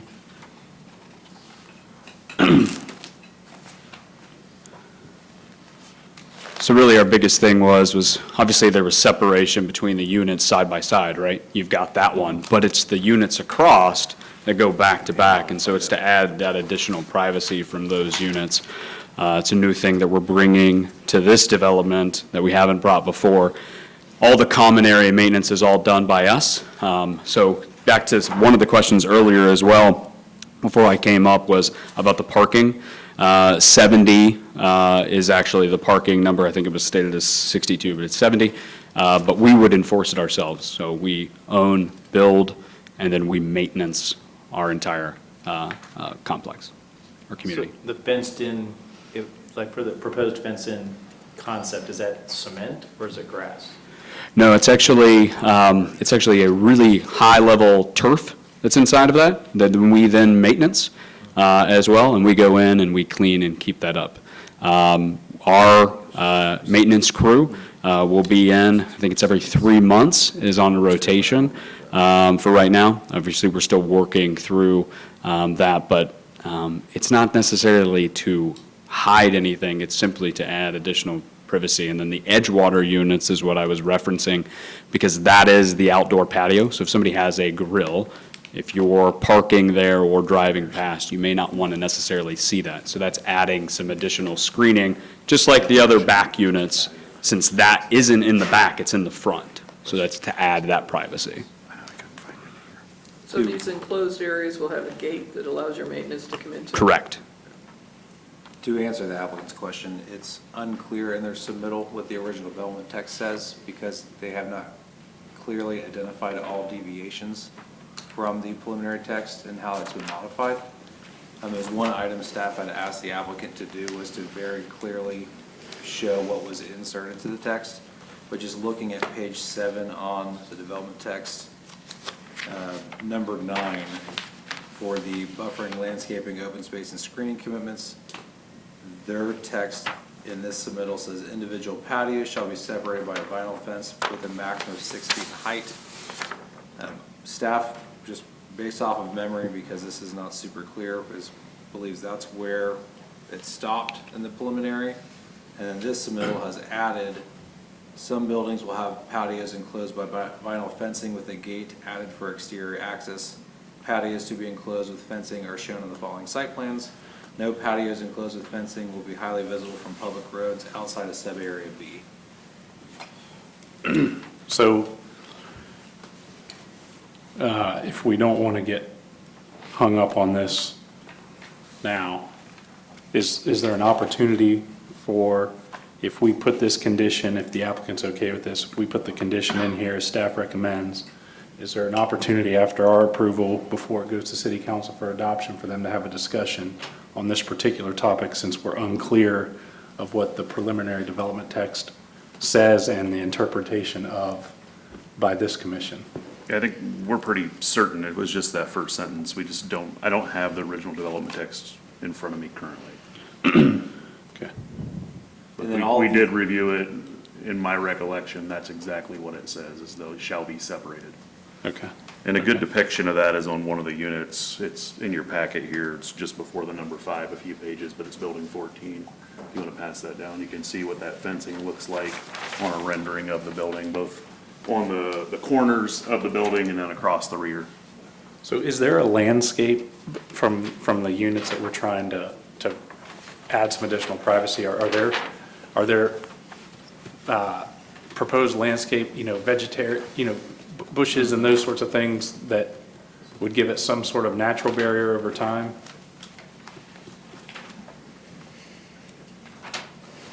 the landscape plan is up on your screen. This isn't it in its full entirety. Each individual sheet shows a little more detail than this, but this gives you a good idea for all the tree placements.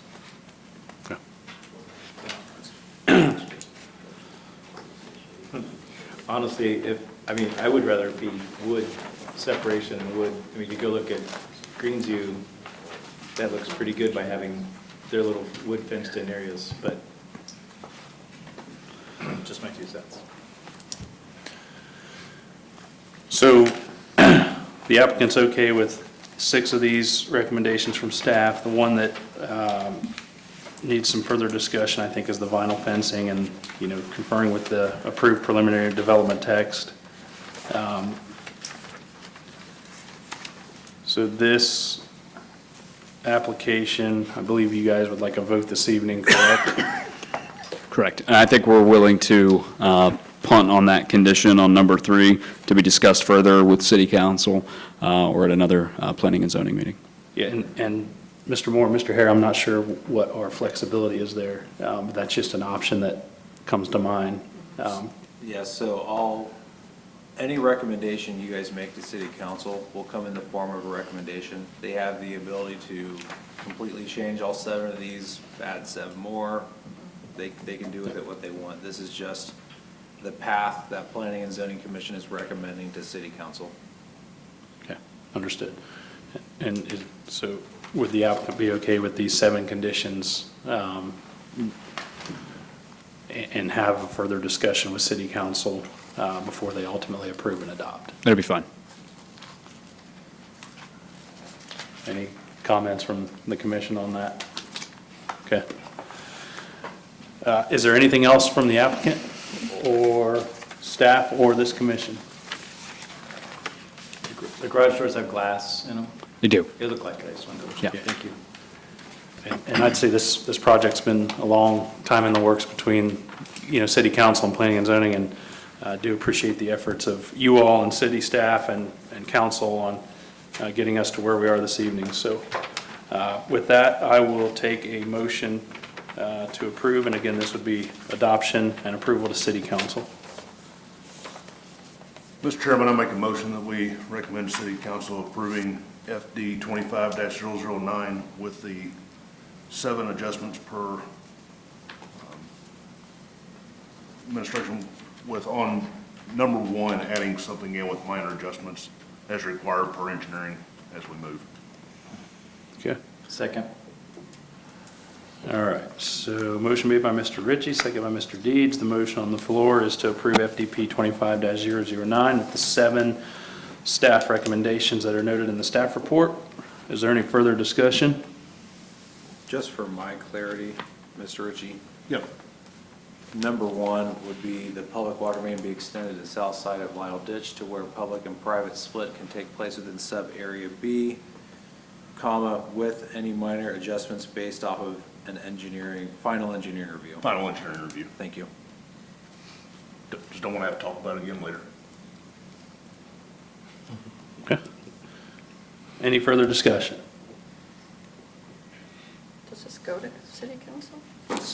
Yes. Per It's ordinance. required in the ordinance. 24-034, Oh. I believe. All right, roll call, please. Mr. Donahue? Yes. Ms. Gooden? Yes. Ms. McDonald? Yes. Mr. Cosgrove? Yes. Mr. Ritchie? Yes. Mr. Wilddollar? Yes. And Mr. Deeds, yes. All right, so FDP 25-009 has been approved. Who seconded that? I'm sorry. Mr. Deeds. Suzie. Thank you.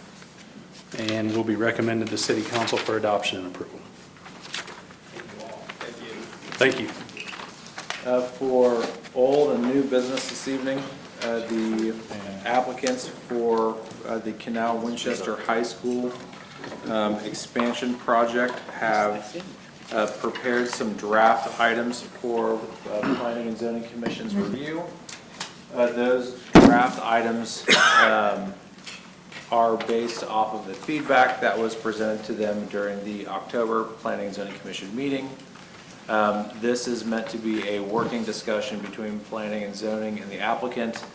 So the applicants can come up and talk about the adjustments. While they're getting up here and signing in, I'll just do a brief kind of walkthrough on what has changed. Since the last month's meeting, the applicant has reconfigured the sports complex that is basically centered on the exterior of the subject property. This reconfiguration has positioned the varsity baseball and softball fields at the corner of Connor and Dietz Drive. This reconfiguration has made the parking lot slightly larger than what was previously there. It has also relocated the detention basin to where getting to the fields does not require walking through or around the dry basin. As shown on this plan, this field complex will be completely fenced off to help encourage parking within the main parking lot. As parking on Connor or Dietz will still require you to walk all the way down the access drive to access the sites. You can't access it from the exterior.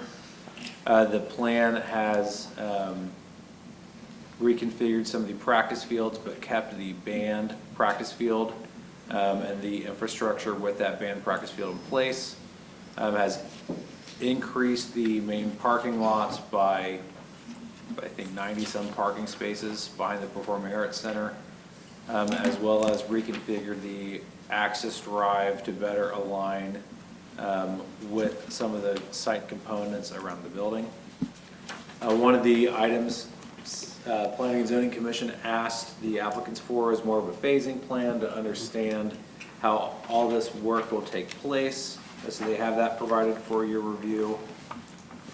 Cut sheets for the components that I just talked about. I just got, at the end of the week last week, after packets were published, the updated draft for the landscape plan based off of the new site plan layouts, updated architectural elevations based off of comments from Planning and Zoning Commission and city staff, including the field house.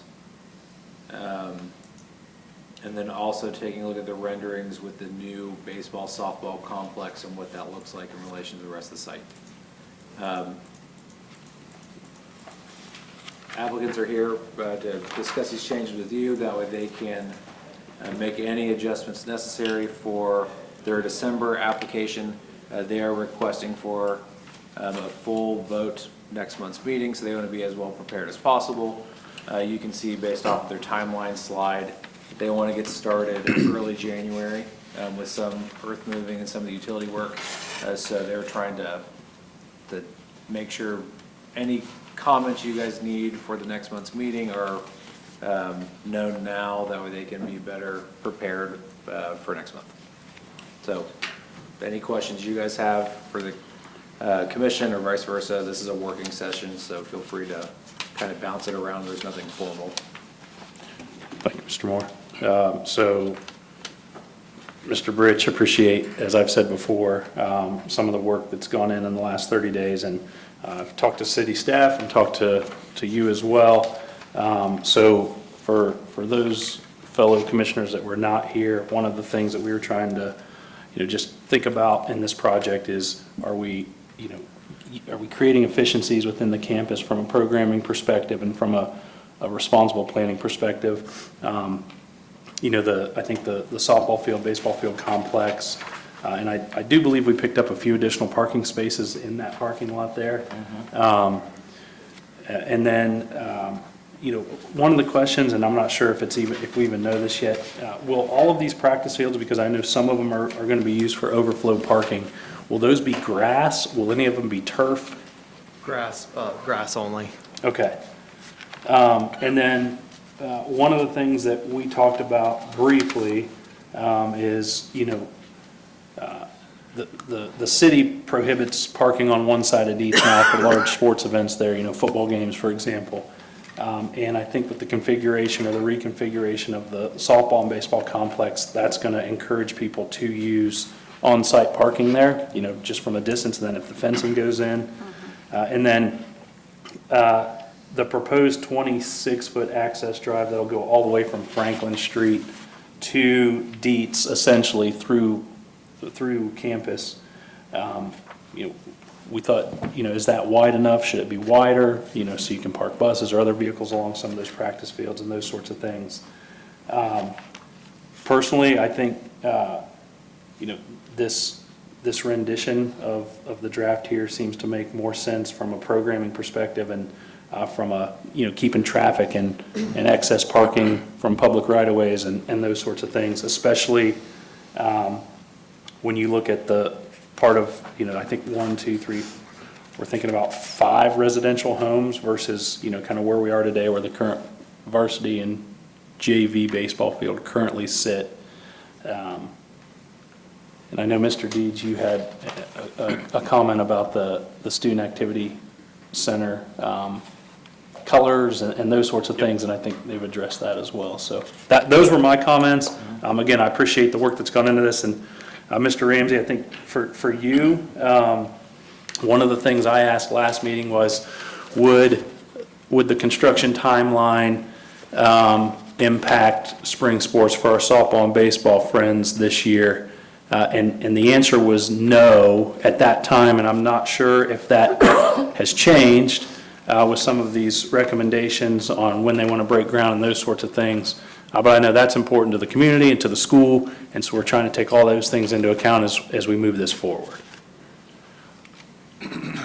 Thank you for the question. As of right now, I think our current plan does not require our varsity program to relocate. I think there are some adjustments that will need to be made in regards to our JV program. Last year, we adopted a model that allowed our both of our varsity and JV programs to use the same field. I envision that to be the same practice that we'll have going into the spring. Okay. And then, separate from an approval we had, I believe, at the end of '23 or early 2024, the football bleacher expansion will start, I believe, in the spring. And so that's independent of this project. But a lot going on in that, what would that be, the south side of campus initially. Mr. Deeds, Mr. Ritchie, anything come to your mind? I know some of you guys are seeing this for the first time. So I hear that the ball complex is fenced. Where are the entrances? So the entrance would be near the access drive, near the access drive. Parking. Okay. And how, I guess, just in today's society, it seems like you always have to have multiple exits. I feel like you may want to have one more at some point. I mean, that's your call.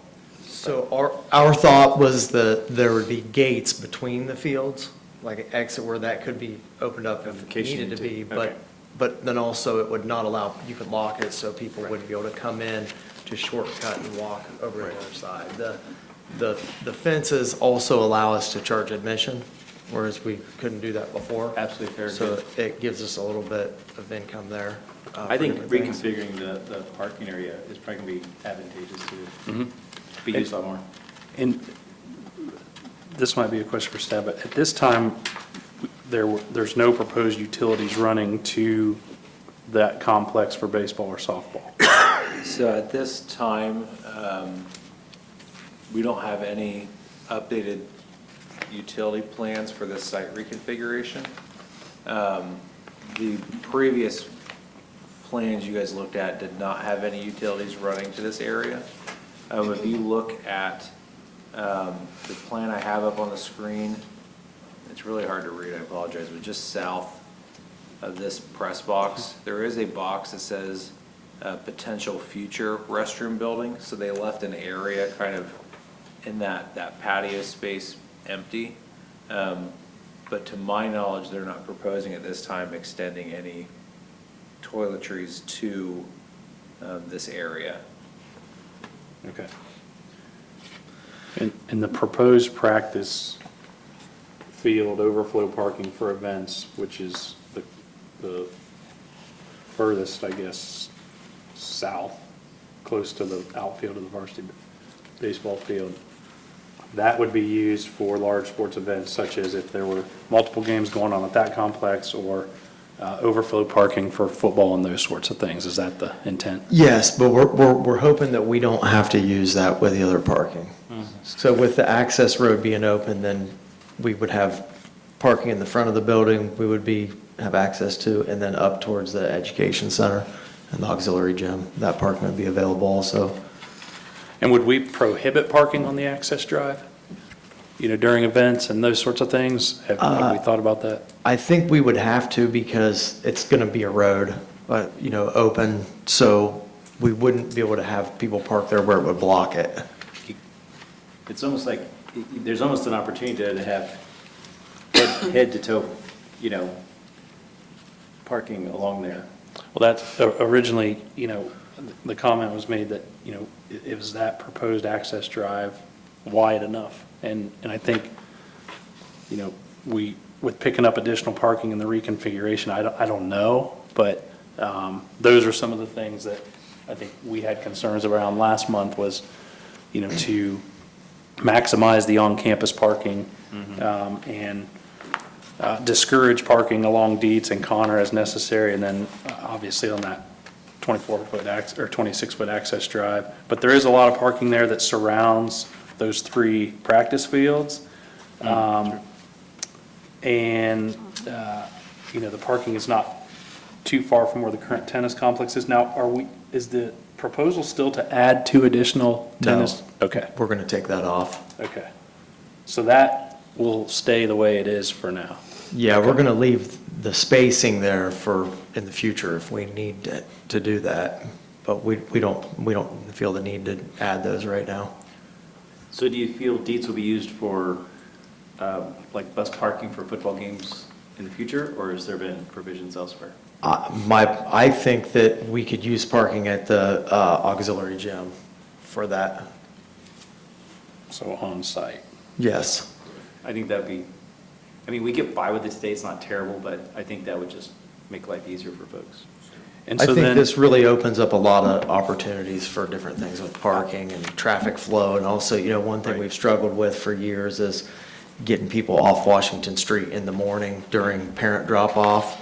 That could help with that. If we did an enter only on the south parking lot entrance and then exits on the access road parts potentially, it kind of gives us a little bit more flexibility with things like that. So going forward, it would be a bonus. cool. So the proposed access drive where it is today to the existing maintenance garage, that will be rerouted to kind of cut through next to where the tennis courts currently are? Is Yes. that- Okay. And then, I was going to say, there's one other question I had. Oh, so from this reconfiguration, did we're picking up additional spaces for the Student Performing Arts Center? Is that accurate, Mr. Moore? I believe it's 90-some. 90-something, That we yeah. got. Yeah. 98. And so, and Mr. Bridge and I talked a little bit about this, so where the current JV and varsity baseball fields are today, that will remain green space or open space for future needs Yes. from the district after this project's complete? Is that still the case? Yes. Okay. So this configuration puts everything on the south part, so even if we ever had to do something significant with, maybe adding another building on this property, it opens that area up where the tennis court and the maintenance building is. So you could actually fit something there if you needed to and do away with, and this would be like a more of a long-term thing. Not that that's any plan, but if you ever had the need for the extra space. And I know one of the things, somebody had a question last meeting, the fueling center now, is that the intent still be to move up to Franklin Yes. Street area? Yes. Okay. And so where that is today, that'll just be additional parking? Yes. Okay, so which is right here. Okay. Yeah, that will change a lot for us and the city people that use the pump also, because they'll have an access over here where we won't have a conflict with parent drop-off and busing and things like that. Okay. So building materials on the Student Activity Center, I know that was another topic. And so I think the intent, and this wasn't shown on some of these graphics, but the roof is gray in color, you know, on the current building and the east wing, I believe it's the east wing. And then one of the things we talked about was the building material, the Right. color used. Right, yeah, so after I went and stared at it for a couple of days, I think the original renderings had it more of a black roof. And that was very misleading because when I went back now, it's more of a taupe type roof. And so I think it would blend in, but are we proposing just like a little cap across of the color, or does it matter? I mean, is not gonna be that visible, so. No, you're correct, Mr. Deeds, on both the roof color, which we corrected here, and then I think we even sent a alternate rendering where the last two panels were of the darker, almost black, which, you know, we could also turn into gray, but I think if you've seen it, you probably thought the same thing where it doesn't look quite right. We can still put a very slim parapet cap like you see there to match a roof, or we could do what we did in the very, very initial submission rendering where we just carry on that same beige material that matches the ephes. I think those last two options I mentioned are perfectly fine. But hopefully, as you can see, the gray roofs there doesn't have too much of a bearing on the PAC building itself. Right. So the last month's rendering, the roof was a lot darker shade. It almost looked black. So I kept having this problem with the way the building kind of jutted up and just didn't end. So we were talking about how could you incorporate some black to kind of finish it, make it look like it was more cohesive. So I'm a little less, yeah. I think honestly, either's fine, so. And so the way these two parcels, Mr. Moore, are zoned, since this is one project and one application, we're still, with these modifications, that's still a moot point in terms of the way they're. Like for building material requirements? Yeah. Yeah, there's no specific standard for percentage of masonry or accent material. In this case, it's planning and zoning's discretion on what's compatible for the complex. And so the reason I ask that is the current building materials on the current, I believe, weight room / field house, but weight room. So there will be a building separate that will look very similar to that. And then I believe we're calling it, that will face the football stadium, the meeting room, or what's the? Field house, Is that the field house? at least on the one diagram. It says Indians meeting room with the little patio next to that, so that's part of the field house? Is that? That's correct, yes. Okay. And so the brick that's being proposed there is the brick that is on the rest of the building throughout that campus? Yes, it should match the brick of the rest of the campus there. Okay. That would have a traditional construction, separate, or not separate, but attached to the field house, which is a pre-engineered metal building. So after, again, staring at that a little bit more, it does stick out. The roof color is different, and it's a pool barn. So we're just going to make a bigger pool barn sitting next to it? That was one of my initial concerns, Mr. Deeds. Is there much material cost difference in using what you used for the Performing Arts Center, that cladding? Is it much different in cost than this? Because that would be a nice way to kind of tie that together. Unfortunately, there is. These pre-engineered metal buildings, as you see it pop up in a lot of large span buildings, are cost-effective for a reason. They're both the finishes and the structure of it all kind of come in a very efficient kit of parts. These R panels that you see there all come with its own insulation and whatnot. So yes, there's a good amount of cost difference when you start putting in a metal panel system or brick, or certainly brick. I know that there's a concern, but this is going to be brand-new panels, so it's not going to look exactly like the old 30-year-old field house. And I think the only other update of note here is that we have gotten rid of some of all of the skylights and instead put in a Calwall translucent system that you can kind of see on the bottom right of the sheet we're looking at right now. So one side will have a substantial amount of natural daylight coming in. But that's not quite visible on the renderings that you saw. That's really kind of facing towards the plaza where the football field is. And I think if you're coming, Mr. Deeds, is your concern the color, or is it the material? Kind of both. When you go around, like I noticed, the roof is kind of taupe-ish, right? Except the field house's current roof is, I don't know, kind of a yellow tan. It's different than all the other structures. So that, and then that in the building itself is just a different material / color. So There are options for additional colors. I think that they can Colors, match but it not up, yeah. necessarily- Like if you can get the roofing material, roofing colors look like it more matches, I think that'd certainly help. Yeah, and I think if you're driving down Deed's perspective and you see will there be one press box for baseball and softball?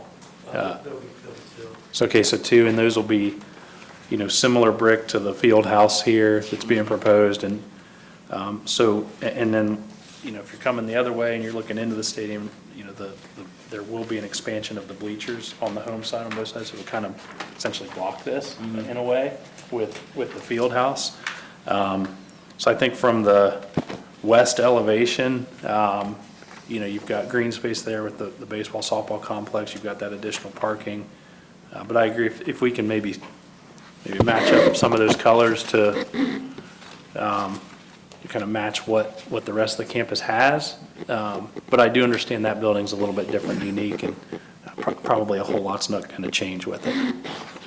And one of the questions I asked last time is that the current weight room will be remodeled, the exterior will be remodeled to match the new structure.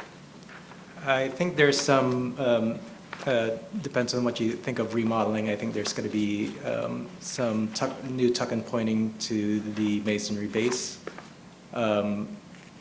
and some repainting done to the panels there.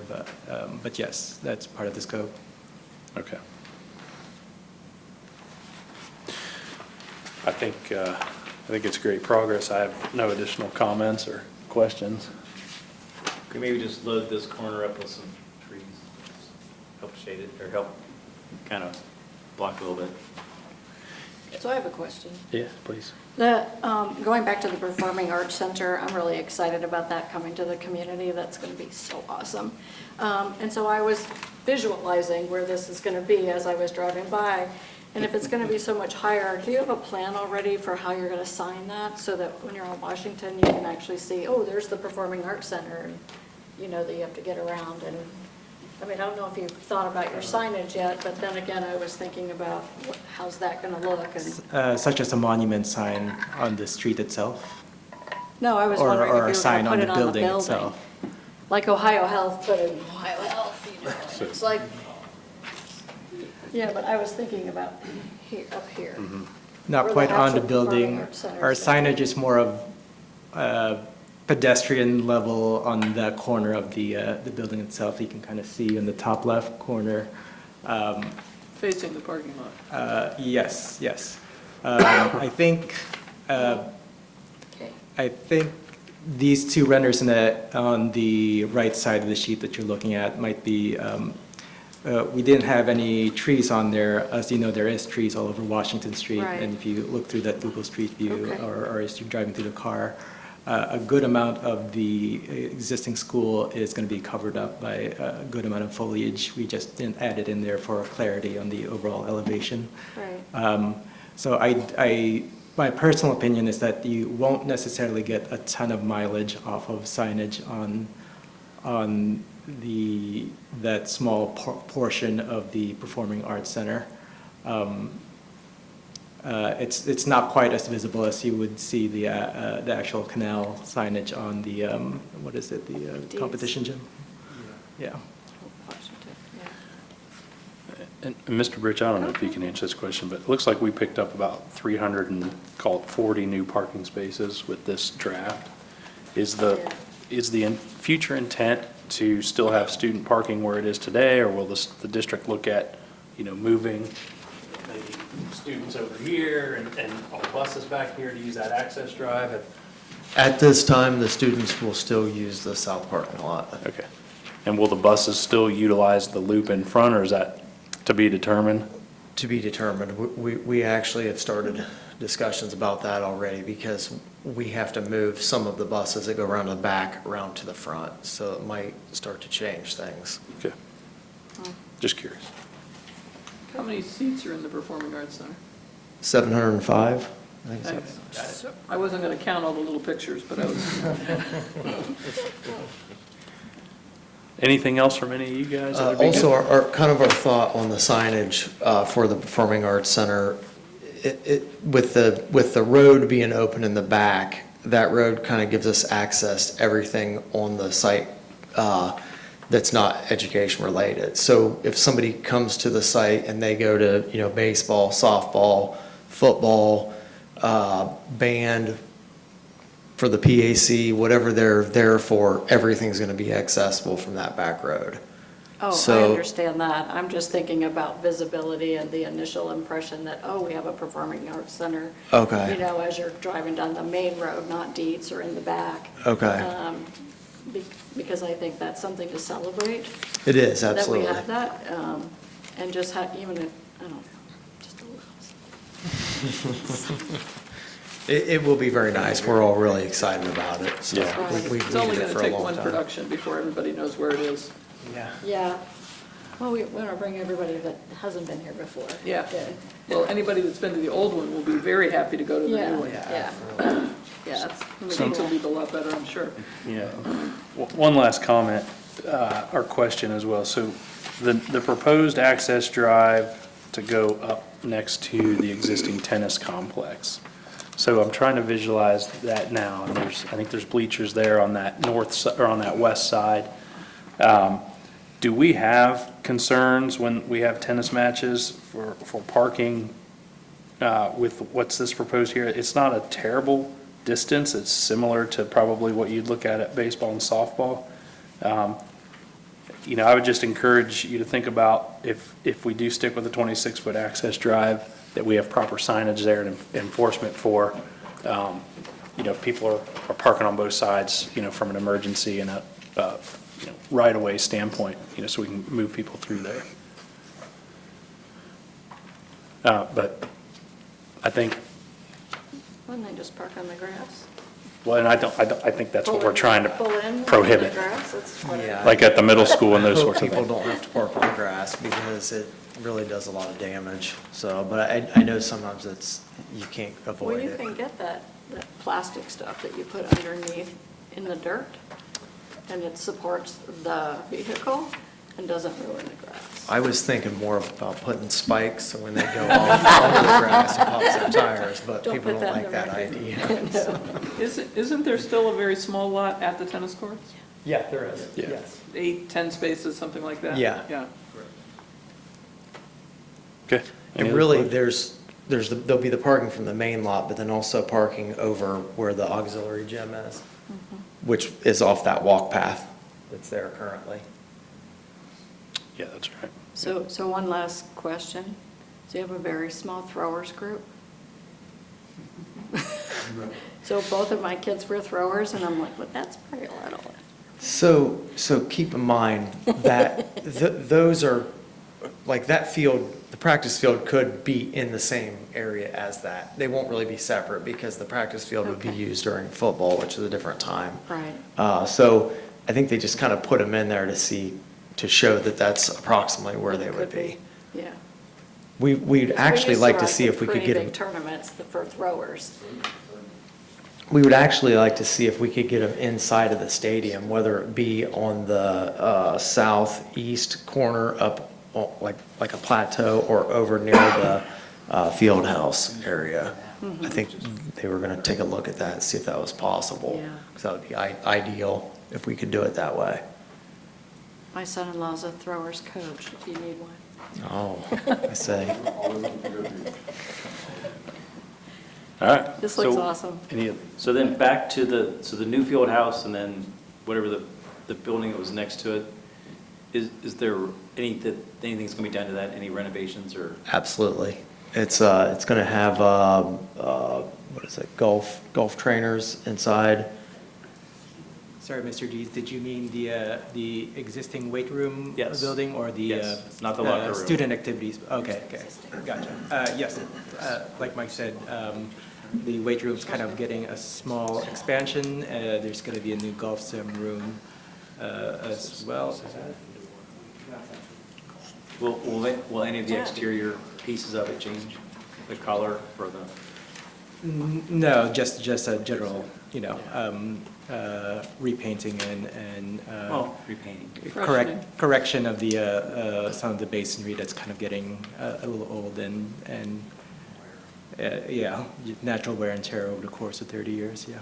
So will the roof of the field house match the school or will it match the weight room? It will match the weight room, because these buildings are more similar together than they are with the rest of the school, basically. Meaning to say, it's not going to be a standing seam metal roof, if that was your real question. No, it's just the color difference.